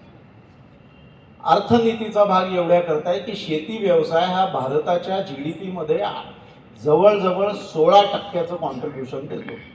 या 16% कॉन्ट्रीब्युशनला जगत ठेवण्याकरता मोदी सरकार दरवर्षी जवळजवळ 3,25,000 कोटी रुपयाचं अन्नधान्य विकत घेतं. माझी फिगर थोडी इकडे तिकडे असू शकेल, 5-10 हजार कोटींनी, पण 3,25,000 कोटीचं धान्य विकत घेतं. 2009 ते 2014 या 5 वर्षाच्या काळात एकंदरीत धान्य खरेदी होती 3,00,000 कोटी आणि आता वर्षाला 3,25,000 कोटी. 5 पटपेक्षा अधिक खर्च धान्य खरेदीवर केला जातो, जे पैसे व्यापाऱ्यांच्याही खिशात जातात बरेचसे, पण बरेचसे पैसे शेतकऱ्यांच्या, कारण व्यापारी काही गहू किंवा तांदूळ उत्पादित करू शकत नाही. शेवटी त्यांनी विकत घेऊन सरकारला विकलं तरी शेतकऱ्यांना पैसे द्यावेच लागतात. त्यामुळे हे सरळ शेतकऱ्यांकडे जातात. करोना काळात शेती हा एकच उद्योग होता जो चालू होता. बाकीचे उद्योग तर लॉकडाऊनमध्ये बऱ्याच अंशी बंद होते, पण तो जो उद्योग चालू होता त्याला जगवण्याकरता हे सगळं दिलं गेलं. याच्या एक्झॅक्टली विरुद्ध परदेशात आहे. मी जे म्हटलं की आपली अर्थनीती फार वेगळी आहे, आगळीच आहे. त्याचं कारण असं आहे की अमेरिकेत आणि युरोपमध्ये शेतकऱ्यांनी धान्य उत्पादन करू नये, प्रोडक्शन घेऊ नये, शेती रिकामी ठेवावी याच्याकरता त्यांना सबसिडी दिली जाते. म्हणजे तुम्ही तुमची जमीन असेल तर त्यातली निम्मी जमीन वापरूच नका, त्याच्यावर उत्पादन काढू नका, याच्याकरता पैसे दिले जातात. आणि मग तुम्ही असं म्हणाल की ठीक आहे ना, अमेरिकेत कोणी उपाशी वगैरे झोपतच नसतील, त्यांना काही गरज नाही धान्य विकत घेऊन वाटण्याची. तर तुम्ही जर सोशल मीडियावर असाल तर व्हिडिओ बघा, किती दारिद्र्य आहे अमेरिकेत किंवा युरोपमध्ये याचे अतिशय आपल्याकडच्या धारावीपेक्षा वाईट अवस्था असलेले व्हिडिओज प्रसिद्ध होतात. होमलेस, ज्यांच्याकडे जॉब्स नाहीत, अशा मंडळींची अवस्था अक्षरशः गाडीत आयुष्य काढण्याची येते. आणि त्यांच्याकडे जॉब नसल्यामुळे फूड स्टॅम्प्स किंवा सामाजिक संस्थांनी चालवलेल्या खानावळींच्या जाऊन जेवण्याची त्यांच्यावर पाळी येते. म्हणजे आपल्याकडे जे दारिद्र्य आहे तसं दारिद्र्य अमेरिका युरोपमध्येही आहे. फक्त सरकारची नीती अशी आहे की उत्पादन घेऊ नका, आम्ही तुम्हाला पैसे देतो, जमीन मालकाला पैसे देतो. आपल्याकडे नीती अशी आहे की तुम्ही उत्पादन केलं तर आम्ही विकत घेतो आणि गरिबांना देतो. एवढा फरक, 180 अंशाचा फरक नीतीमध्ये. आणि म्हणून मी म्हणतो की या सरकारची नीती ही आगळी वेगळीच आहे. करोना काळात इतर देशांनी काय केलं? जेव्हा लोकांच्या हाताला काम कमी राहिलं आणि इकॉनॉमी खाली खाली जायला लागली, तेव्हा अमेरिकन अर्थशास्त्रज्ञांच्या सल्ल्याखाली या सर्व देशांनी उद्योगापासून ते व्यक्तींपर्यंत सगळ्यांच्या अकाउंटमध्ये पैसे टाकले की तुम्ही खर्च करा, म्हणजे मागणी वाढेल. मागणी वाढली तर अर्थव्यवस्थेचं चक्र फिरत राहील. राम भोगलेंच्या खात्यात समजा आले असतील 1500 युरो, ज्याच्याकडे स्वतःचे 1 लाख युरो बँकेत पडले तो हे 1500 युरो घेऊन खर्च करेल याची काय शक्यता आहे? ज्याला खरंच गरज आहे त्याला पैसे दिले असतील तर तो ते खर्च करेल, पण ज्याला गरजच नाही अशा हजारो लोकांना तुम्ही पैसे वाटलेत, अशा हजारो उद्योगांना तुम्ही सबसिडीज दिल्यात, ज्यांनी त्या पैशाचा वापर खरेदी किंवा उत्पादन सुरू ठेवणे हे सोडून इतर ठिकाणी केला. भारतात असं घडलं का? खूप टीका झाली भारतात.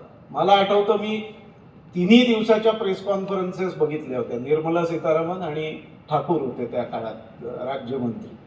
त्यांच्या 3 दिवसाच्या प्रेस कॉन्फरन्स मी बघितल्या होत्या. वेस्टमध्ये हा अप्रोच होता की पैसे द्या आणि मागणी वाढवा. आपल्याकडे काय अप्रोच होता? आपल्याकडे अप्रोच असा होता की सरकारने स्वतः पैसे दिलेच नाही. सरकारने बँकांना सांगितलं की आम्ही तुम्हाला गॅरंटी देतो, तुम्ही 3 लाख कोटी रुपये उद्योगांना वाटा. कसे वाटा? तर 31 मार्चला कोरोना लागू झाल्यानंतर 23 मार्चला लॉकडाऊन सुरू झाले. 31 मार्चला ज्या ज्या उद्योगांनी आपलं व्याज आणि हप्ते वेळेवर भरलेले आहेत अशा उद्योगांना खेळत्या भांडवलाकरता तुम्ही जेवढं कर्ज दिलंय त्याच्या 20% अधिकचं कर्ज कुठल्याही प्रकारची मॉर्टगेज किंवा हे न करता एक छोटासा ॲग्रीमेंट करून त्यांना द्या. त्याला सरकारची गॅरंटी.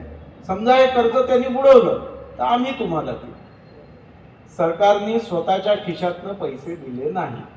सरकारने या पद्धतीने बँकांना सांगितलं की तुम्ही तुमचा व्यवहार वाढवा.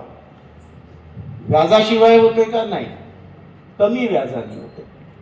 आणि 1 वर्ष याचं रिपेमेंट करायचं नव्हतं, पुढच्या 4 वर्षात ते रिपेमेंट करायचं होतं. आज काय परिस्थिती आहे? हे 3 लाख कोटी रुपये वाटायला देखील सरकारला बरेच कष्ट करावे लागले. ते सहजासहजी वाटले गेले नाही. मग त्यांनी कॉपरेटिव्ह बँकांनाही त्याच्यात इन्व्हॉल्व केलं. सुरुवातीला कॉपरेटिव्ह बँक्स नव्हत्या, पण मग कॉपरेटिव्ह बँकांना इन्व्हॉल्व केलं. मग ते 20%चं 30% केलं. असं सगळं करून सरकारने हे पैसे वाटले. पण कारखानदारांनी ते कर्ज असल्यामुळे तेव्हाच घेतले जेव्हा त्यांचे उद्योग परत सुरू झाले. आणि मधल्या 1.5, 2, 2.5 महिन्याच्या काळात जो काही नुकसान झालं होतं त्यामुळे त्यांच्याकडे खेळत्या भांडवलाची जी कमतरता आली होती ती भरून काढण्याकरता घेतले. खेळतं भांडवल आयतं मिळाल्यामुळे, कमी व्याजदराने मिळाल्यामुळे भारतीय उद्योग पुढच्या 7-8 महिन्याच्या काळात परत पूर्ववत कामाला लागला. पूर्ववत नोकऱ्या लोकांना मिळाल्या. आणि आज परिस्थिती अशी आहे की यातलं फार थोडं नॉन परफॉर्मिंग ॲसेट, फारच थोडं कर्ज नॉन परफॉर्मिंग ॲसेट. हे झालं उद्योगांच्या संदर्भात. व्यापाऱ्यांनाही असे पैसे दिले गेले. छोट्या व्यापाऱ्यांना 10,000 रुपयापर्यंत पैसे दिले गेले. आणि ज्या गरीब समाजाला काहीच शक्यता नव्हती त्यांना 500 रुपये दर महिन्याला स्त्रीच्या जनधन खात्यात बनवण्यात आले. आठवत असेल करोना काळात बँकेसमोर लाईन लागली ते 500 रुपये विड्रॉ करण्याकरता. सरकारने अनुदान फक्त त्याच समाजाला दिलं ज्यांना खरोखर त्याची गरज होती, की जे अनुदान मिळाल्याच्या दिवशीच खर्च करतील, बाजारपेठेत जातील आणि काही ना काही गरजेच्या वस्तू विकत घेतील. बाकीच्या मंडळींना कर्ज दिली की जी तुम्ही परत द्या. आता तुम्ही म्हणाल जे सक्षम उद्योग होते त्यांची व्यवस्था केली, जे आजारपणाच्या काठावर होते त्यांचं काय? एक चौथी योजना होती सरकारची ज्याच्यात त्या उद्योगाच्या प्रमोटरला वैयक्तिक कर्ज देण्याची व्यवस्था होती की तू हे वैयक्तिक कर्ज घे आणि तुझ्या उद्योगात गुंतव. तुझा उद्योग आजारपणाकडे झुकणार आहे. हप्ते चुकवलेले, व्याज भरलेलं नाहीये पूर्ण, तुला नाही मिळणार पैसे, म्हणजे तुझ्या उद्योगाला नाही मिळणार, पण तुला मिळतील, तू घे आणि तू उद्योगात घाल. म्हणजे आजारी उद्योगांकडे पूर्ण दुर्लक्ष केलं, असंही केलं नाही सरकारने. ज्यांना जगण्याची क्षमता होती, ज्यांच्यात जे आजारी होते त्याही मंडळींना कर्ज दिले. आता बघा, एकीकडे सरकारांनी स्वतःच्या बजेट्समधनं मुक्त हस्ते पैसे वाटले, जे परत येण्याची कुठलीच शक्यता नाही, आणि मागणी वाढवण्याकरता. दुसरीकडे भारत सरकारने पैसे दिले पुरवठा वाढवण्याकरता, उद्योगात वाढण्याकरता. उद्योग काय करतो? गोष्टी बनवतो आणि पुरवठा वाढवतो, त्याच्याकरता पैसे दिले. शेतकऱ्यांचं धान्य विकत घेतलं, त्यांच्या हातात पैसे दिले. तुमचं उत्पादन चालू राहलं, तुमचं उत्पादन मागे पडायला नको. उत्पादनाकरता पैसे देण्याची योजना भारत सरकारने आखली, ही जगावेगळी होती. आणि असं आपण का करू शकलो? आपण का जगासारखे वागलो नाही? तुम्हाला आठवत असेल की 1914 साली रघुराम राजन नावाचे एक अत्यंत विद्वान गृहस्थ आपल्या रिझर्व्ह बँक ऑफ इंडियाचे गव्हर्नर होते. हे अमेरिकन विद्यापीठातनं पदवी घेऊन आलेले होते. त्यांनी एक भलं काम केलं, पण ते एक भलं काम करत असताना इतर अनेक त्यांचे व्ह्यूज असे होते की जे भारताला परवडणारे नव्हते. एक भलं काम त्यांनी असं केलं की 2013 मध्ये त्यांनी सर्व बँकांना सांगितलं की हे नवं जुनं करणं थांबा. तुमच्या कर्जाचे हप्ते आले नसतील तर ते नॉन परफॉर्मिंग ॲसेट म्हणून आयडेंटिफाय करा आणि त्याचं प्रोव्हिजन करायला सुरुवात करा. हे जे तुम्ही खेळ करता की त्याला दुसरं कर्ज द्यायचं, हे कर्ज भरून घ्यायचं आणि सगळं काही आलबेले म्हणून कर्ज सगळी चांगलीच आहेत म्हणून तुमचा प्रॉफिट दाखवायचा आहे, बंद करून टाका. असा फतवा त्यांनी 2013 साली काढल्यामुळे 2014च्या शेवटी मोदी सरकार आलं तेव्हा बँकांची परिस्थिती काय होती? साधारणतः आयडेंटिफाईड नॉन परफॉर्मिंग ॲसेट हे 4.5% होते. जे बँकेत मंडळींनी ज्यांनी काम केलंय ते या फिगर्स, आणि मी अगदी डेसिमल पॉईंट ॲक्युरसीनी बोलत नाही आहे, मी सर्वसाधारणपणा जनरल फिगर सांगतोय तुम्हाला. साधारणतः 4.5% होते. पण ज्याला स्ट्रेस्ड ॲसेट म्हणतो आपण, की जी कर्ज डिफॉल्ट होण्याच्या दिशेने वाटचाल करत होती बँकांच्या दृष्टीने, पण त्यातली बरीचशी कर्ज अशी नवी जुनी करून तगवलेली होती, अशी कर्ज 11% होती. म्हणजे एकंदर कर्ज वाटलेल्यापैकी 15-15.5% रक्कम अशी होती की जी परत येण्याची शक्यता नव्हती. 2009 ते 2014 अर्थव्यवस्था प्रचंड वेगाने वाढते असं सरकार क्लेम करत होतं. तुम्ही 2009 ते 2014 या काळात बँकांनी वाटलेल्या कर्जाचे आकडे बघा. आधीच्या सगळ्या वर्षात स्वातंत्र्यापासून जेवढं कर्ज वाटलं नव्हतं तेवढं कर्ज बँकांनी, किंबहुना त्याच्यापेक्षा अधिक कर्ज बँकांनी 2009 ते 2014 या काळात वाटले. कोणाला वाटलं त्याची उदाहरणं मी सांगण्याची गरज नाहीये. ज्यांच्या नावाने नंतर मोदींच्या नावाने खडे फोडले गेले, ते मोदी असोत, धूत असोत, मल्या असोत, या सगळ्यांची कर्ज ही या आधीच्या काळातली होती. आणि मला माहिती आहे एक उद्योजक म्हणून की बँकेकडे जर मी एक 10 लाख रुपयाचं कर्ज मागायला गेलो तर ब्रँच मॅनेजर असा मला म्हणायचा की अहो 10 लाख का घेता, तुम्हाला 20 लाख आम्ही देऊ शकतो. आणि मोठ्या उद्योगांना म्हणायचा कशाला 10,000 कोटी मागताय, आम्ही 20,000 कोटी देतो ना, घ्या ना तुम्ही. या पद्धतीने कर्ज दिली गेली. त्यामुळे व्हिडिओकॉन सारखा एक मोठा उद्योग जो चांगला चालला होता, केवळ ही कर्ज मिळतायत आणि खर्च करता येतोय याच्यामुळे 70,000 कोटी रुपयाची कर्ज घेऊन बुडाले. फोन केला की फोनवर कर्ज मिळतं म्हणून विजय मल्ल्या आपला नसलेला ब्रँडही मॉर्गेज करून कर्ज घेऊन गेले. 2014 नंतर सगळं क्लीनअप व्हायला सुरुवात झाल्यानंतर 2017 साली अशी परिस्थिती होती की ज्याचा दोष सगळा नवीन सरकारवर येत होता.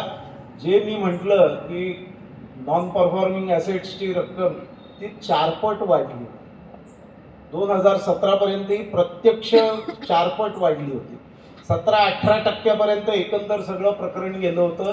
आजची परिस्थिती काय आहे? आज नॉन परफॉर्मिंग ॲसेट 2.5% आहे. आणि या 2.5% पैकी ज्यांच्याकरता बँकेने आपल्या फायद्यातनं पैसे बाजूला काढून ठेवले नाहीत, बुडलं तर हे आमचा प्रॉफिटमधनं हे कर्ज आम्ही भरू, बँकेचं नुकसान होणार नाही, जो प्रॉफिट झालाय तो वाटणार नाही, बाजूला ठेवू, अशा पद्धतीने केलेल्या प्रोव्हिजनिंगमुळे नेट NPA जो कोणे एकेकाळी 2.5-3% होता, तो नेट NPA आज 0.5% आहे. म्हणजे 2.5 आणि 0.5 असा याचा हिशोब लावला तर 80% बुडीत खात्यातल्या कर्जांकरता आज बँकेकडे पैसे बाजूला काढून ठेवलेले आहेत. एवढी बँकांची परिस्थिती स्ट्रॉंग आहे. 2014 ते 2017 स्टेट बँक ऑफ इंडिया पासून अनेक बँकांनी 3 महिन्यानंतर लॉस डिक्लेअर केले होते आणि ते थोडे नव्हते, चांगले 2,000 कोटी 10,000 कोटीचे लॉसेस डिक्लेअर करत होते. आज सर्व नॅशनलाइज बँकांचा एकंदरीत फायदा 3,50,000 कोटीच्या घरात आहे. 3,50,000 कोटी एवढा फायदा आहे. बघा, ही अर्थनीती ही जगावेगळी आहे. याचं कारण असं आहे की भारतीय बँकांची आजची स्थिती जेवढी सक्षम आहे तेवढी सक्षम स्थिती असलेल्या बँका जगात तुम्हाला इतर कुठेही मिळणार नाही. अजूनही अमेरिकेत सबप्राईम क्रायसिस म्हणजे 2007 साली अमेरिकेत ज्या बँका धडाधड बुडाल्या होत्या त्याच्याबरोबर डॉइच बँकेसारखी जर्मन बँकही बुडाली होती. असे व्यवहार आजही अमेरिकेत होताना दिसतात. त्याच्यावर फारशी बंधनं आलेली नाही. आपल्याकडे मात्र कडक धोरणांच्या माध्यमातून याच्यावर बंधनं आलेली आहे. आणि म्हणून मी असं म्हणतो की आपली अर्थनीती आहे, केवळ अर्थसंकल्प नाही आहे, केवळ अर्थकारण नाही आहे, नीती आहे, धोरण आहे. आणि हे धोरण देशाला सक्षम करण्याच्या दृष्टीने विचार करून आखलं गेलेलं आहे. देशाला सक्षम केवळ संरक्षणात करायचं नाही आहे, केवळ उद्योगात करायचं नाही आहे, केवळ मनुष्यबळात करायचं नाही आहे. देशाला सक्षम सर्वांगाने करायचं. मग संरक्षण क्षेत्रात शस्त्रास्त्र आम्ही करतो. आपल्यापैकी अनेक जण हिमालयात जात असतील, पुण्याची बरीच मंडळी फिरतात हिमालयात, मी फिरतो. मी लेह लडाख पासून म्हणजे इकडे पँगॉंग लेक पासून ते तिकडे पार मेघालयाच्या टोकापर्यंत फिरलेलो हिमालय गेल्या 5 वर्षात. अहो, चीनच्या बॉर्डर पर्यंत तुम्ही गाडी घेऊन जाऊ शकता असे रस्ते जे अस्तित्वात नव्हते. अरुणाचलमध्ये आमचा टॅक्सी ड्रायव्हर होता, त्याला मी विचारलं काय अवस्था होती 2014 पूर्वी. तो म्हणाला गाडी चालवायची म्हणजे उंटाच्या पाठीवर बसून आपण चाललोय असं वाटायचं, सारखं असं व्हायचं, रस्ते नसायचे, आम्हाला फार त्रास व्हायचा. मग म्हटलं हे कधी बनले रस्ते? साहेब मोदीजी आम्ही ते बात नाही. आणि बघा 12 महिने रस्ते चालू राहावेत याच्याकरता आता हिमालयाच्या पोटातनं लांब बोगदे खणले जातात. श्रीनगर नंतर आपण कारगिलला जातो, तिथे मधला जो पास आहे त्याचं नाव आता पटकन मला आठवणार नाही, त्या पासमध्ये चांगल्या दिवशी म्हणजे ज्या दिवशी बर्फ पडत नाहीये अशाही दिवशी तिथे जाताना 10 वेळा थांबवलं जातं की पलीकडच्या गाड्या आल्या त्या एकदा पास झाल्या की मग तुम्हाला सोडू, आणि सोडायचं की नाही हे तिथले आर्मीवाले ठरवतात. अशी परिस्थिती होती. त्याच्या खालून आता 12 महिने असणारा बोगदा सुरू होतोय, झालेला असेल कदाचित, कारण मी हे 2 वर्षापूर्वीची परिस्थिती सांगतोय. असे बोगदे हिमालयाच्या पोटात सर्व दूर करणं चालू आहे. आणि ज्या तवांगमधनं चिनी मंडळी त्यांच्या त्या काळातल्या असलेल्या बेकार जीप्स घेऊन कच्च्या रस्त्यांनी भारतात तेजपूर पर्यंत शिरले होते, म्हणजे गुवाहाटीच्या दरवाजापर्यंत येऊन ठेकली होती चिनी सेना, त्या तवांच्या पुढे बुमला पासला तुम्ही आता गाडी घेऊन जाऊ शकता. त्याच्या खाली एक शृंगेश्वर लेक म्हणून आहे, त्या लेक चिनी बॉर्डर पासून जवळ आहे, जिथून चिनी सैन्य आत शिरलं होतं तिथपर्यंत तुम्ही गाडी घेऊन जाऊ शकता. तिथे आता तुम्हाला जागोजागी सैन्याच्या वसाहती दिसतील. जिथे सैन्य 12 महिने राहू शकतं अशी व्यवस्था आहे. घरं आहेत, वसाहती आहेत जिथे सैन्य 12 महिने राहू शकतं.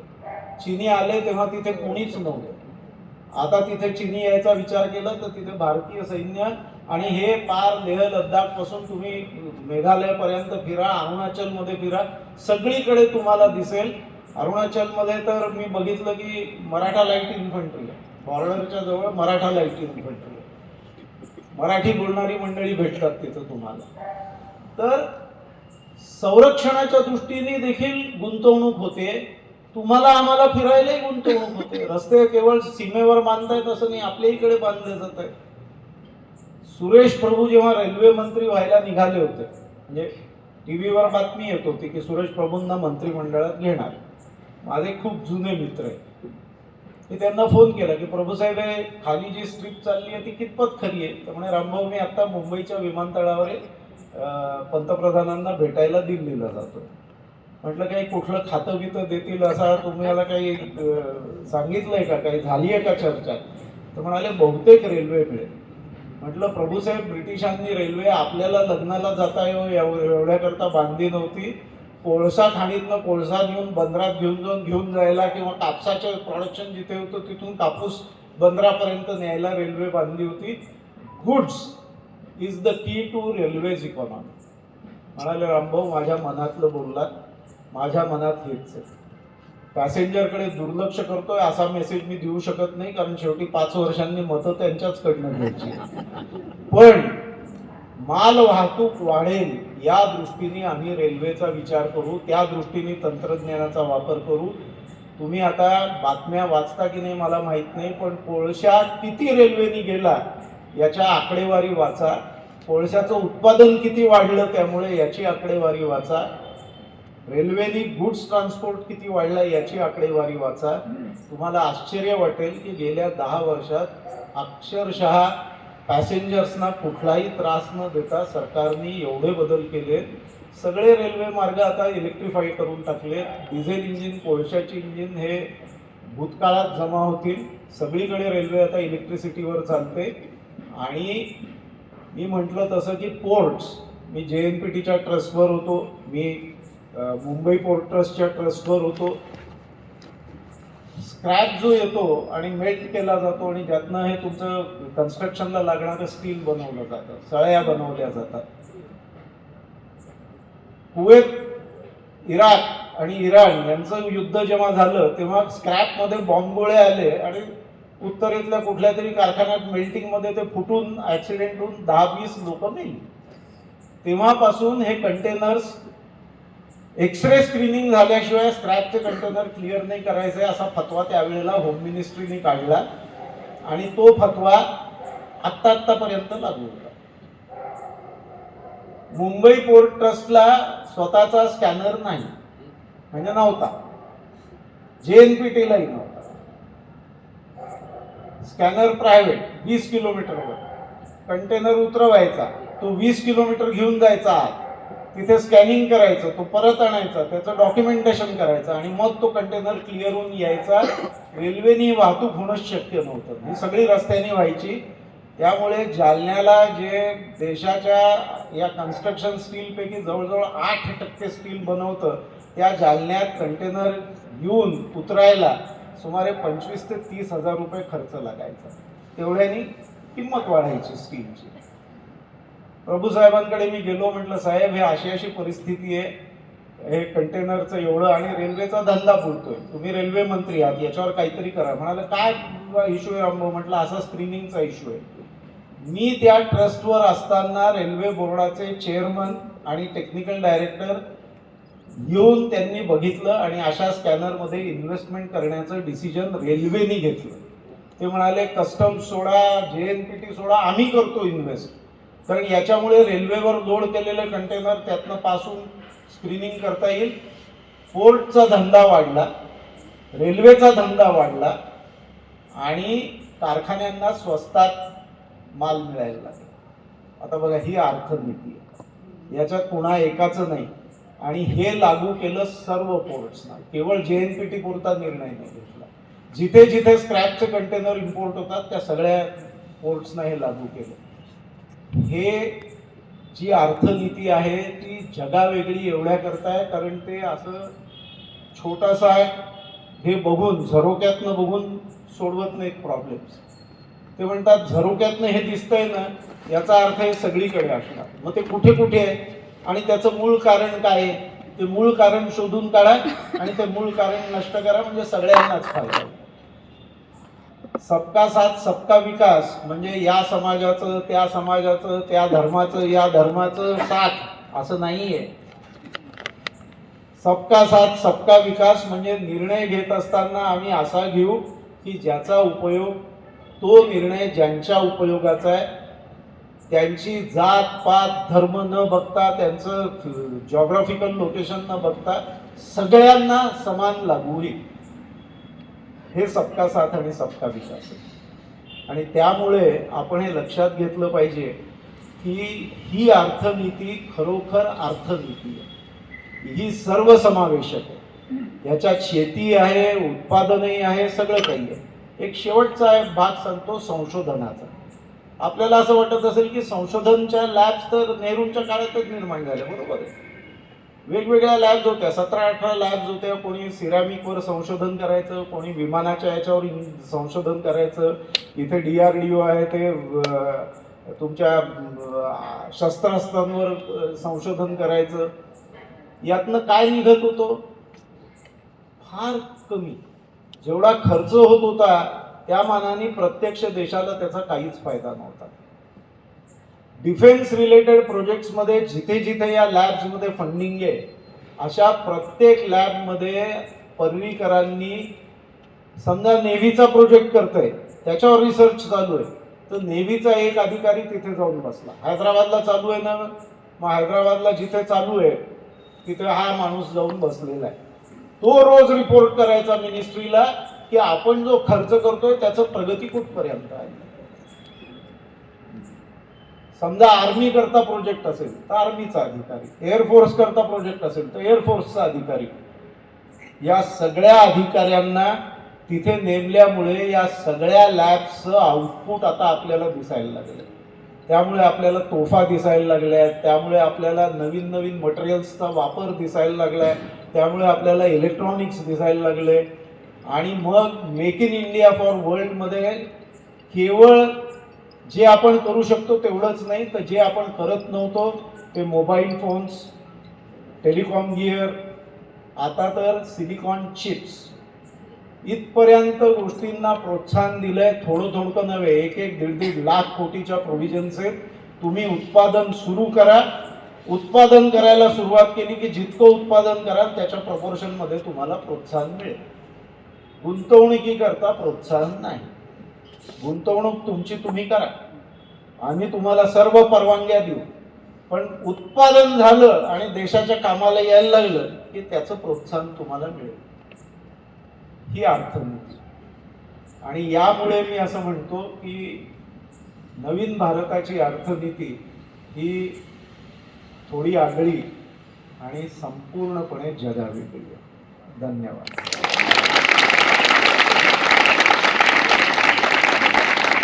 धन्यवाद सर. आत्तापर्यंत फक्त नवीन भारताची धोरणं चांगली आहेत असं मोघम होतं परंतु आज आम्हाला निश्चित काही ना काहीतरी सांगितलं ते आम्ही आत्ता इथे ऐकलं की अभिमान वाटावा अशा प्रकारचं कार्य जे झालं ते आज आपण आमच्यासमोर मांडलं. आपले धन्यवाद. ही जी आपली व्याख्यानमाला आहे या व्याख्यानमालेला या 5वं सत्र आहे. आत्तापर्यंत एकूण 1000पेक्षा जास्त व्यक्ती श्रोते या व्याख्यानमालेला येऊन गेले. आपल्याकडे त्याची नोंद असल्यामुळे आपण त्यांना संपर्क करतो, या व्याख्यानमालेची माहिती देतो आणि त्यामुळे मग पुढच्या कार्यक्रमांत ते येऊ शकतात. इथे आज जे आहेत की ज्यांची नोंद नाही त्यांना विनंती आहे कृपया त्यांनी सुद्धा बाहेर आपली नोंद करावी. यानंतर संपूर्ण वंदे मातरम होईल. असीमा मुजुमदार यांना मी विनंती करतो त्यांनी संपूर्ण वंदे मातरम सादर करावं.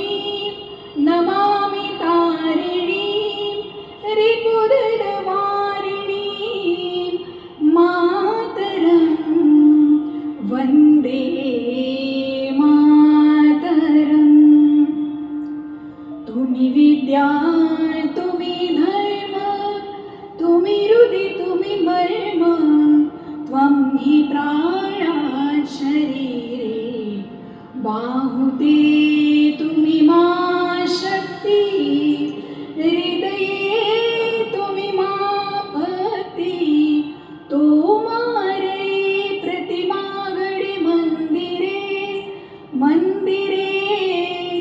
मातरं वंदे मातरं त्वं हि दुर्गा दश प्रहरण धारिणी कमला कमलदल विहारिणी वाणी विद्यादायिनी